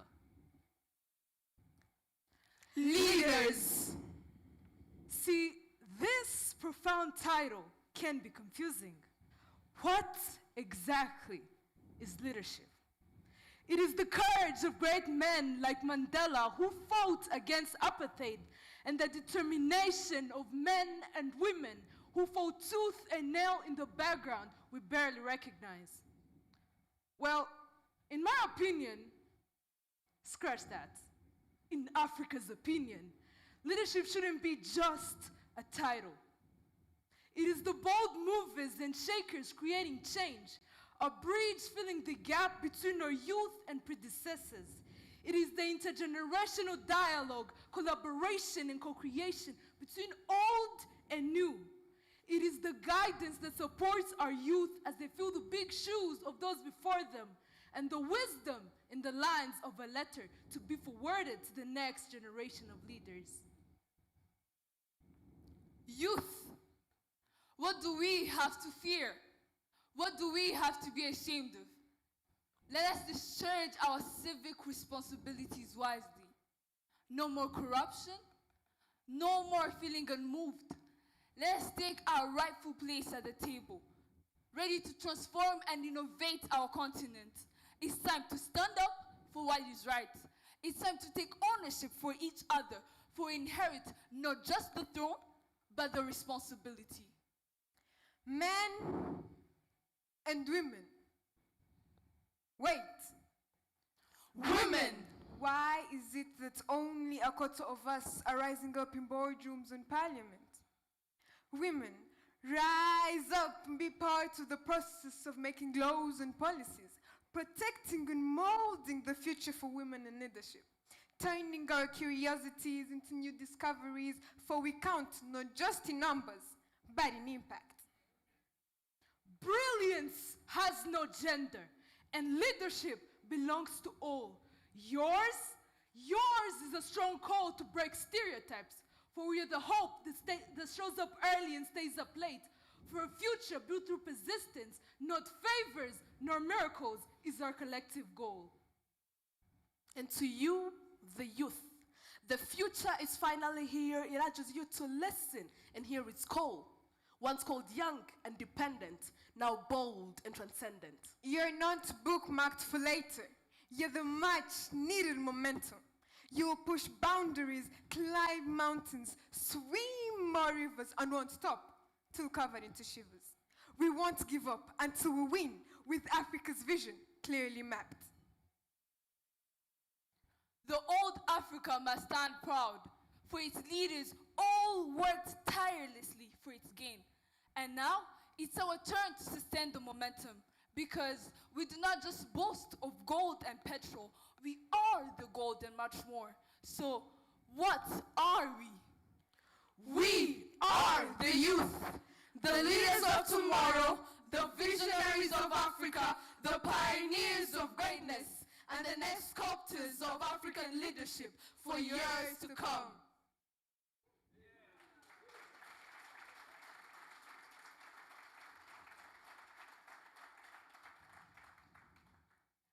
This leadership is Yetu. This leadership is ours, not borrowed, not stolen, but are the growths and rises in the blood and DNA that we carry. We are one. 'Cause I made it never sounded better than we made it.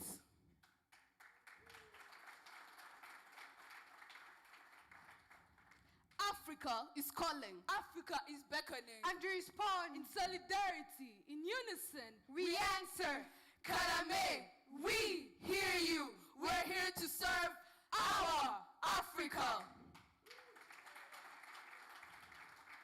Thank you.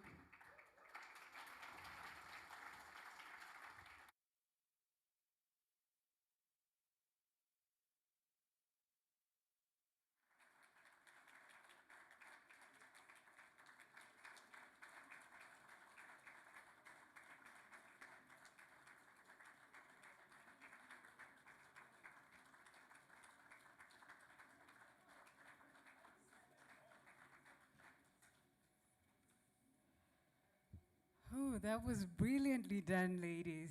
Thank you. Can we give them another round of applause as they sit?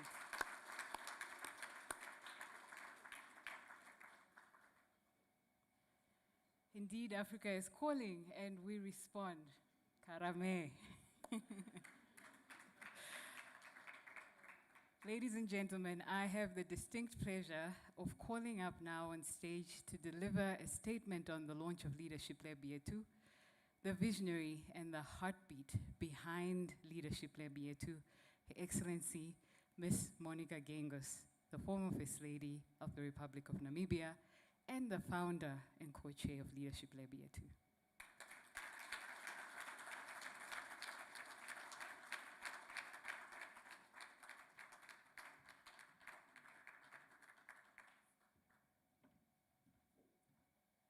What an incredible spoken word performance by the youth.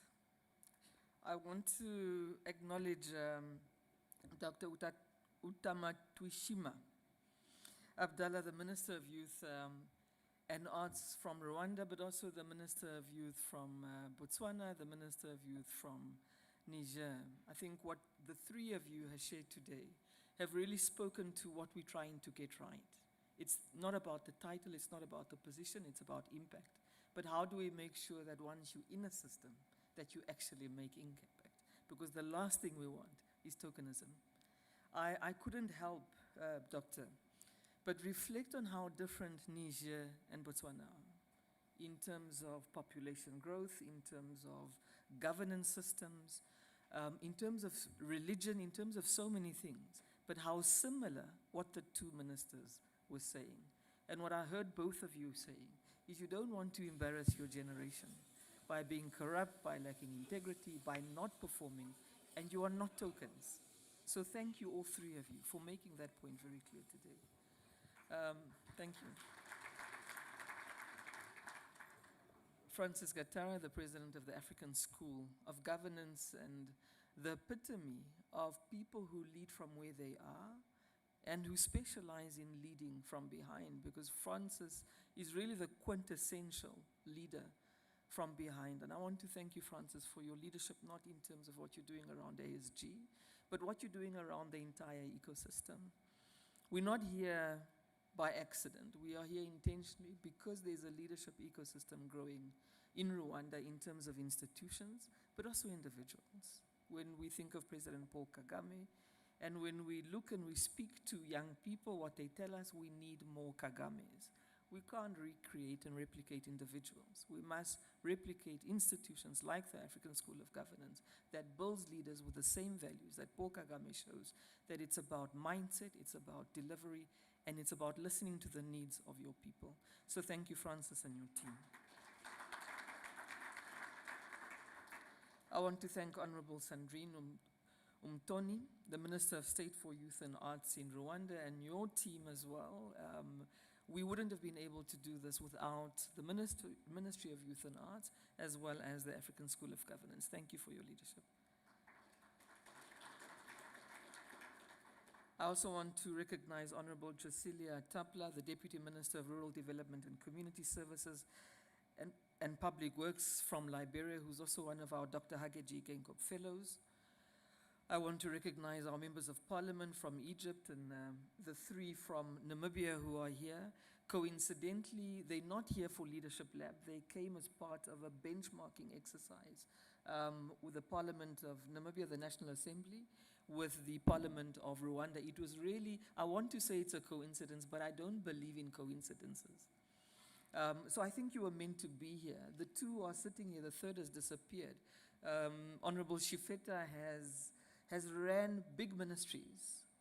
He's been, and was also a student activist, a very young minister, a very young deputy minister, a very young minister as well, and a parliamentarian. And Honorable Derek Claassen, he has also run one of the biggest ministries in Namibia, parliamentarian at the moment. So it's really people who resonate with what you have to say. So thank you for your presence. And I also defend myself. You know, Namibians, we are social media warriors. Recently, we defeated Nigeria in a tour. So they're going to get me soon that, yeah, why is she bringing now Namibian parliamentarians? It wasn't me. They're here on their own steam.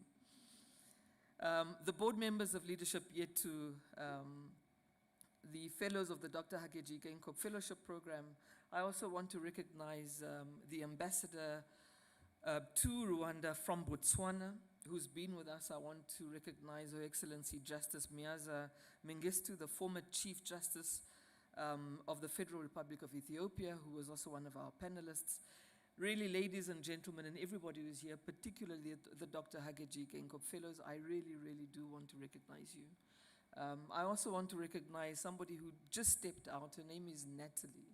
She's the Chief Executive Officer of Kepler College, based here in Rwanda, which I am also the Chancellor of. So I come to Kigali to cap students.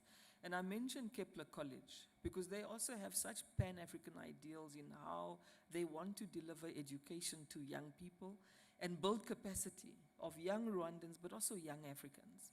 And you'll notice the work that I do really focuses on the capacity of young Africans. It also makes me feel young. But I've also realized when they're talking about old people and young people, I think they're thinking I'm on the old side. No, guys, please. We were told today that youth, it's permanent. So when I was listening to all three youth ministers speak, I thought of that quote that I couldn't remember the other day that says, "To each there comes a time in their lifetime.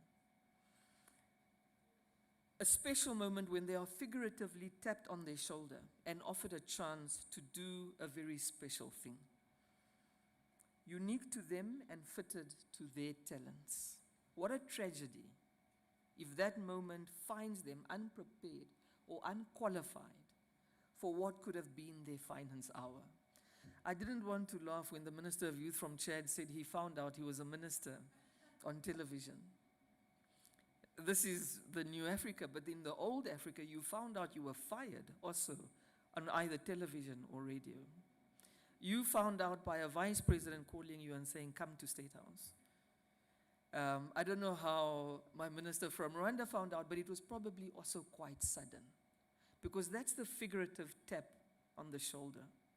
And what a tragedy if that moment finds you unprepared or unqualified for what could have been your finest hour. Because as you said, it's not about you. If you fail, the youth fails. We don't want tokenism. We want you, when you get tapped on the shoulder, to be able to implement in systems that we know are not easy. And that's what Leadership Lab is trying to do. So I think we agree. Africa is entering its most consequential decade of modern history. And whoever our leaders are, right now and in the next 10 years, are going to be our consequential leaders. And we're propelled by a powerful convergence, immense demographic pressure, a global order in realignment, persistent economic volatility, and the urgent deferred expectations of our people. So I'm sure new leadership comes in and says, "Give us time." And young people are saying, "Time is up. We want delivery now." In this moment, leadership can no longer be about title, an age, or a speech. It must be the practiced, relentless ability to convert public purpose into durable outcomes. And that means to build trust and to critically transfer responsibility across generations. We spoke a lot about leaders of integrity, and it's important. Corruption is a challenge that we must fix. But a second challenge that we must fix, that may cost us more than corruption, is competence. We don't only want those who are not corrupt, we also need them to be competent. So it's really mixing the two of integrity and competence. It's not enough only to be uncorrupt. If you're not corrupt but you're incompetent, there's no difference. Because let me tell you why the corrupt and the incompetent are bedfellows. Somebody can be corrupt but competent. And they use their competence to steer illegal transfers of resources. Somebody can be incompetent but not corrupt. And the two will find a central meeting place in fighting you who comes into a system, because the corrupt and the incompetent need the same thing. They need darkness. They do not need transparency and accountability. Transparency will defeat the corrupt. Accountability will defeat the incompetent. So the corrupt and the incompetent often tag team to fight new leaders so that they're not effective, so that the two can continue coexisting in peace. I might not be greedy, but I may be lazy. So the greedy and the lazy are bedfellows, and both need to go. This brings me to a foundational challenge we often skirt. As we think of this massive leaders that we need, and as we celebrate a demographic dividend that has not paid its due, we speak of a young, vibrant continent. By 2050, 1 in every 4 people on Earth will be African. Within a generation, nearly half of the world's children will be African.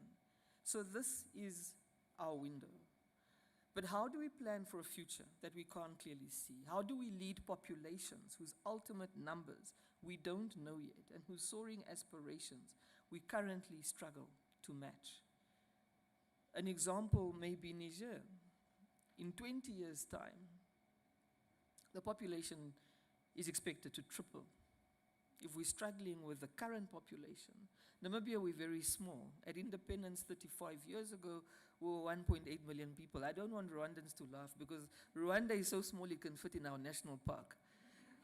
But in terms of population, Rwanda is 5-6 times our size. So we started small, 1.5, with the second least populated country in the world, second only to Mongolia. It's a massive country, but a small population. We were 1.5. In 35 years, we've grown, we've doubled. We are now 3 million. Please don't laugh, 3 million to us is a lot. We're now 3 million. Our population doubled. So if the youth of 1990, which I hope you were youth at that time, I think you were, the issues that we're speaking about today are the same, but the youth population has doubled. Our economy has not. We must speak about population. And we've spent the last 2 days interrogating these critical issues of what does population mean from an economic perspective? What does it mean when you have populations in 20 years doubling and tripling when we're not capable right now, even from a fiscal perspective, to meet our obligations? And herein lies a challenge. Young leaders are incapable, not incapable, there's restraints from discussing difficult topics like reproductive health. We made a point of discussing reproductive health, of discussing SRHR, together with the discussions on leadership around economic development, around population, around solving unemployment, around urbanization, because it is as important, it is a macro trend we're not dealing with. We cannot have, this point about the demographic dividend is needing to have an honest conversation about our demographic dividend, and if we're unwilling to have a difficult conversation about population, we will not solve our problems. A dividend is not automatic. We talk about 1 in 4 of the global population will be African, but we conflate it when we start saying 1 in 4 of the global workforce will be African. There is a difference between population and workforce, and that difference is labor. 1 in 4 of the global workforce will only be African if our young people are healthy, educated, skilled, and trust their leaders. And this will only happen if we silence the cans, and unfortunately, we are already behind. This point was chillingly underscored during one of our sessions, as former President Issoufou gave us an incredible masterclass on leadership. He even had a formula. Niger was struck at the airport by a terrorist attack. We have one of our ministers here, and he speaks about leadership. And he speaks convincingly when he says, regardless of the challenges you find yourself in, you must still deliver. And I respect you for having a laser focus on delivery in a context that is not easy. He spoke about political parties not being necessary. That's specific to Niger, and it's true perhaps for Niger. In Botswana, you come in as a new government, a new political formation that takes over from a political party that was in power for 58 years. So these two ministers sitting together can't have different contexts, more different contexts. But the reality and the frustration they face from young people is very similar. Regardless of your context, regardless of your complexity, you have to deliver. And this is our governance reality. And this is why we're here. Over the last decade, leadership development in Africa has expanded. A global ecosystem of programs, fellowships, and networks have been grown. But there's also been contradictions that we just spoke about now. The youth experience in real time has contradictions. Their development aspirations often compromised by political stability, economies growing without creating jobs.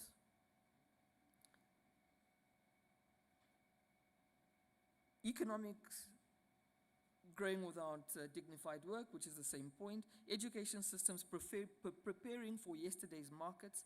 Urbanization without infrastructure. Wanting to industrialize without the infrastructure that supports it. And youth ambitions that outpace government's ability to deliver. And this is unfortunately our reality. Over the last decade, leadership development in Africa has expanded. Francis from the Africa School of Governance spoke very eloquently about how many leadership programs there are. It's over 250. He was too humble to say it, but I'll say it. I believe that African leadership programs need to stop sending people outside of the continent because leadership is here too. It's ours. It has to be based here. And if that means coalescing around institutions in Africa, like the African School of Governance, that is what it means. A lot of the initiatives are also funded or directed from outside Africa, which raises a sustainability question. What happens when priorities shift, which we're seeing in real time on a daily basis? But deeper still, when institutions are weak, leadership programs produce visible talent only to return to systems where power is personal and accountability is negotiable. I decide whether I succeeded or not. At the end of my term, I say, I succeeded, I've got a 90% delivery rate, which is what we often see. I've never seen a politician give them 10% in terms of implementation for their election manifestos. So we must find a way to measure performance and to really decide what success is in an objective way. Second and more urgent, even where we develop capable leaders, do our institutions have the capacity to absorb them? We've expanded training without necessarily producing the authority. Our progress also exposes a scale mismatch. Thousands in these 250 programs that Francis and I are both speaking about, thousands have been reached, yet it's against our demographic tide. It's not enough. So it sounds like 250 programs are enough. I don't think they are. The scale of leadership that we need at all levels is big, but also these programs are very fragmented and probably insufficient in terms of number. I'm not going to talk about the issues of access, but I will note that opportunity tends to favor the urban, the educated elite, leaving behind rural youth and linguistic minorities. We must fix this. The issue of absorption I also want to quickly challenge around, it's a central and silent gap that our systems often don't know how to receive young leaders without humiliating them, isolating them, or tokenizing them. Where responsibility is not transferred by design, it's taken by force or captured by loyalty, and we must change this. The pattern is consistent. Leadership is developed, then it returns to systems with no structured onboarding, no protected mentorship, no pathway to real responsibility, and this is the true brain drain. Not just talent leaving, but institutions failing to harness the talent they produced themselves. And as we know, as many of you know, because that's what you've done, talent goes to where it's appreciated. When we talk about political legitimacy declining in Africa, we shouldn't be unfair. Political legitimacy is declining across the world. Across the world, incumbents are being challenged. But in Africa, unfortunately, we've got very specific problems where we have elections that are unwinnable. Or a 27-year-old is always a captain. Can somebody explain to me why it's a captain who do coups? But a 27-year-old who comes on national television and declares himself the new president. So unlikely. And at times they're declaring themselves presidents because they're frustrated with the systems that were created to bring in new leaders. If it's not genuine frustration, it's because leaders aren't doing what they're supposed to do and they give a perfect excuse for coups to be implemented.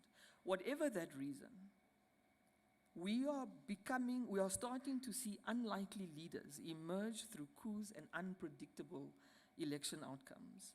So this is a decisive decade. We must build a pipeline of consequential leaders and build the will of those who are unwilling to go into the belly of the beast.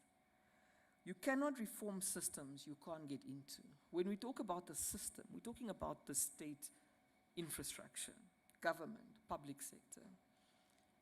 The system is us. It's as simple as that. And you can't reform systems that you don't understand. You can't deliver without leaders at all levels, not just at the top. Some of us have to be behind. In a soccer team, not everybody's a striker. There are goalkeepers, there's different positions. There's coaches, there's fitness teams, there's fans in the stadium, but all of us want to be in the front. All of us want to be strikers. It's not possible. So we must all know the position that we need to play. So you can't deliver without leaders at all levels who know how to get in, to stay in. I suspect it's easier to get into these systems than it is to stay in. But also it's harder to get in, to stay in, then it's harder to execute. You get in, you stay in, but have you executed? Our institutions are not structured to absorb the leaders we already have. And therein lies our tragedy. We are not short of leaders. We cannot say that Africa lacks leaders. We lack the transmission belt that takes our best minds, our best talent, and puts them in positions where our most complicated problems are solved. We also lack systems that prepare, protect, and promote talent into the right places. We generally do badly with succession. As political parties, as governments, even in the private sector, family-owned businesses, generally we do badly with succession. In the culture I come from, I can't even ask my father if he has a will, because it means I'm plotting his death. So we do not deal with succession. As a matter of fact, I've lost my husband as well, so I avoided it, but I know it. African men don't die of natural causes. They are all killed by their wives.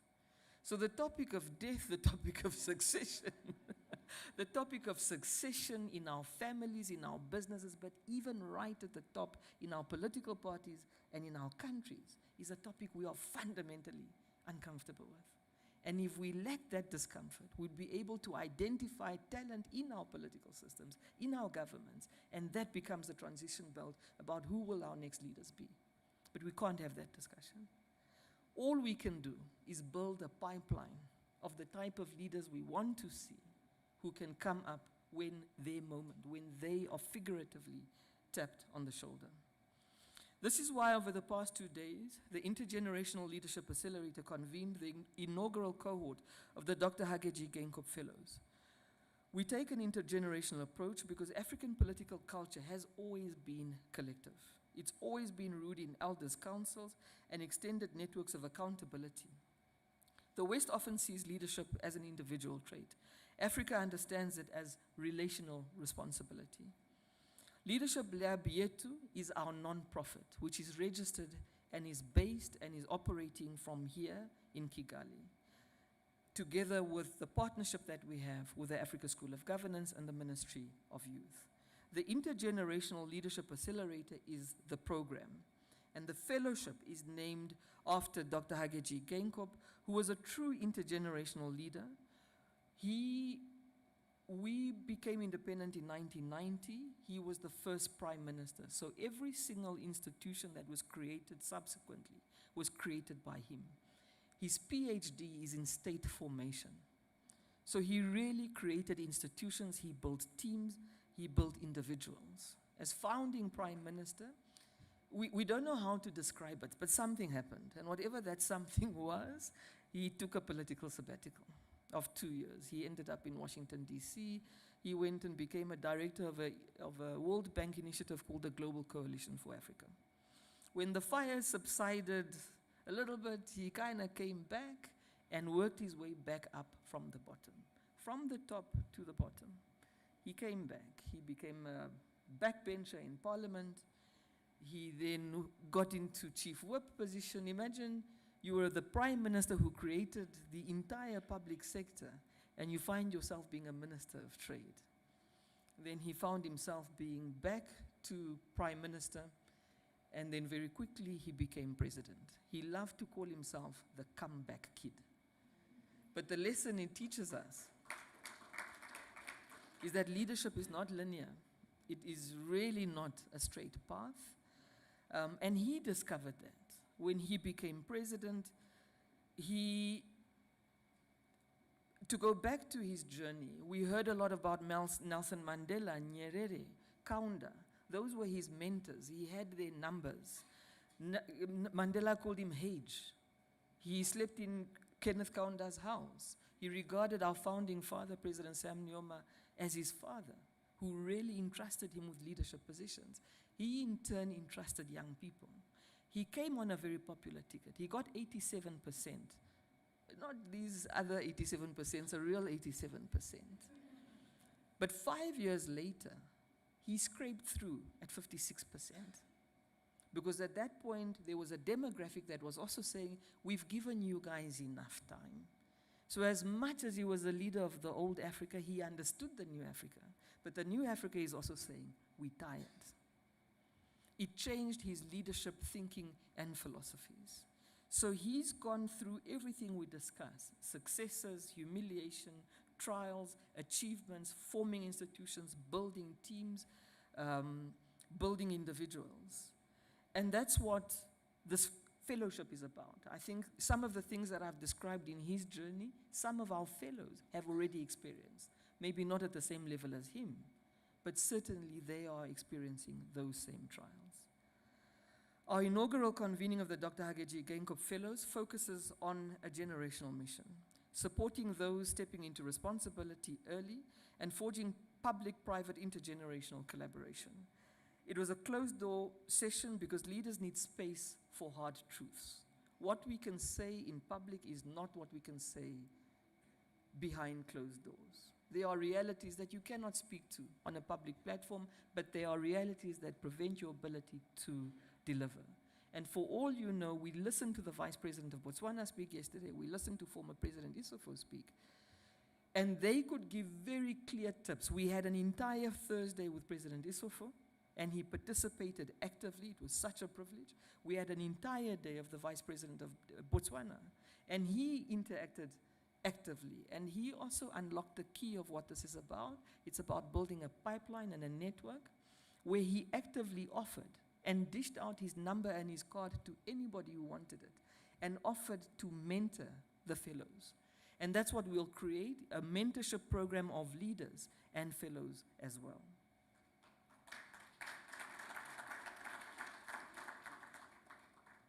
Another reason it was a closed door is because leaders need space for hard truths and hard conversations. We debated a crucial tension, many crucial tensions. The outrage that talented people refuse to enter a public sector, which they see as unreformable or dangerous, versus the reality that our most complex problems must be solved in the public sector. We must raise our ambitions in terms of what we can do and where we can do it from. If the talented refuse to go into these systems, the systems become a reflection of who is in it. It is only as capable as those within it. We need a critical mass of like-minded technocrats, policymakers, and politicians. And if some of them have to come from the private sector, they have to come from the private sector. If some of them are already in the public sector but are being overlooked, we need to find a way to change that as well. But the critical mass has to be created. This convening is just the beginning. Over the next year, our fellows will engage in high-stakes masterclasses, coaching, and exchanges. We're grateful for the leaders who were with us over the last 2 days, and we're grateful for the leaders who will be joining with us in our second iteration later this year. This has been a multi-generational effort, multi-institutional effort, and we stand together in that spirit. Yetu means ours. It means ours in Kigali, it means ours in Nairobi, but it also means ours in my language. So where I come from, when I say Yetu, it means the same thing. So the word ours, literally, I see my South African friends nodding, so literally in many African languages, particularly Bantu languages, Yetu means the same thing. It's ours. And this leadership lab is really ours. We must break the silos that Francis spoke so coherently to. We cannot have silos of excellence. We must build pipelines that include others as well, both at scale and at speed. We're really grateful to the government of Rwanda for its exceptional support and for the inspiration of their president, President Paul Kagame. I can't not refer to the First Lady Janet Kagame. The Imbuto Foundation that the minister spoke about is a foundation that the One Economy Foundation, which is right now the biggest Namibian foundation, non-profit, modeled itself on Imbuto. So you're a product of Imbuto, but so am I.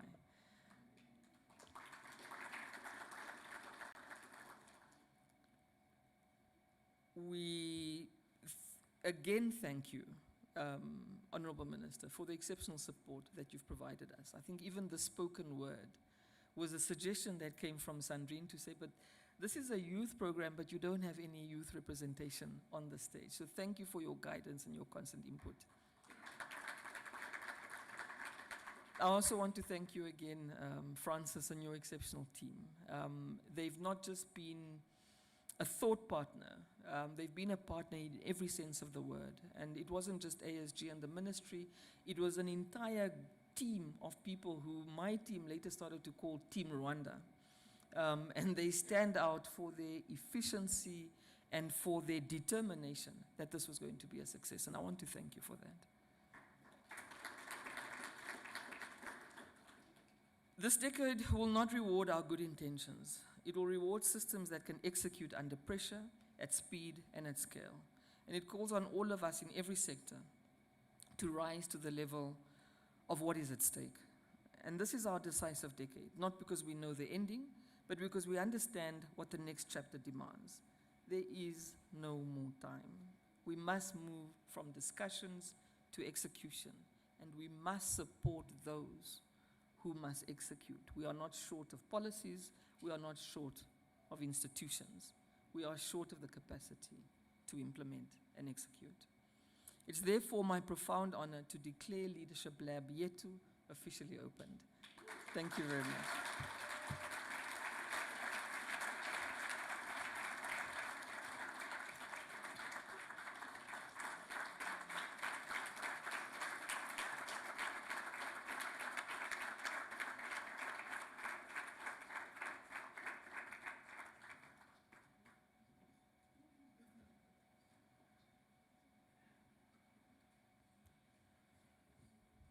Thank you, Flon.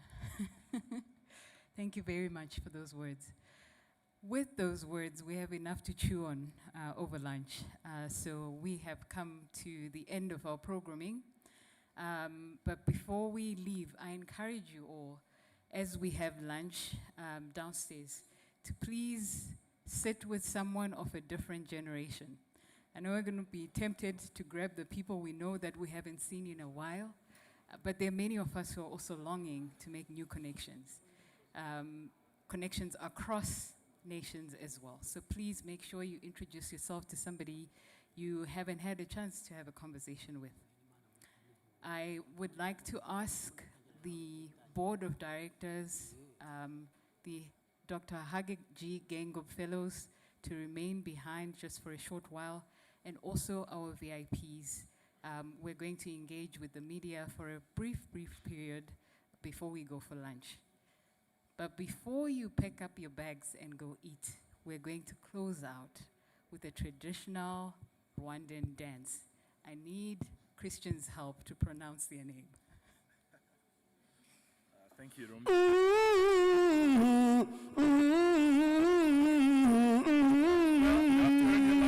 You have to dance first. That's what you do.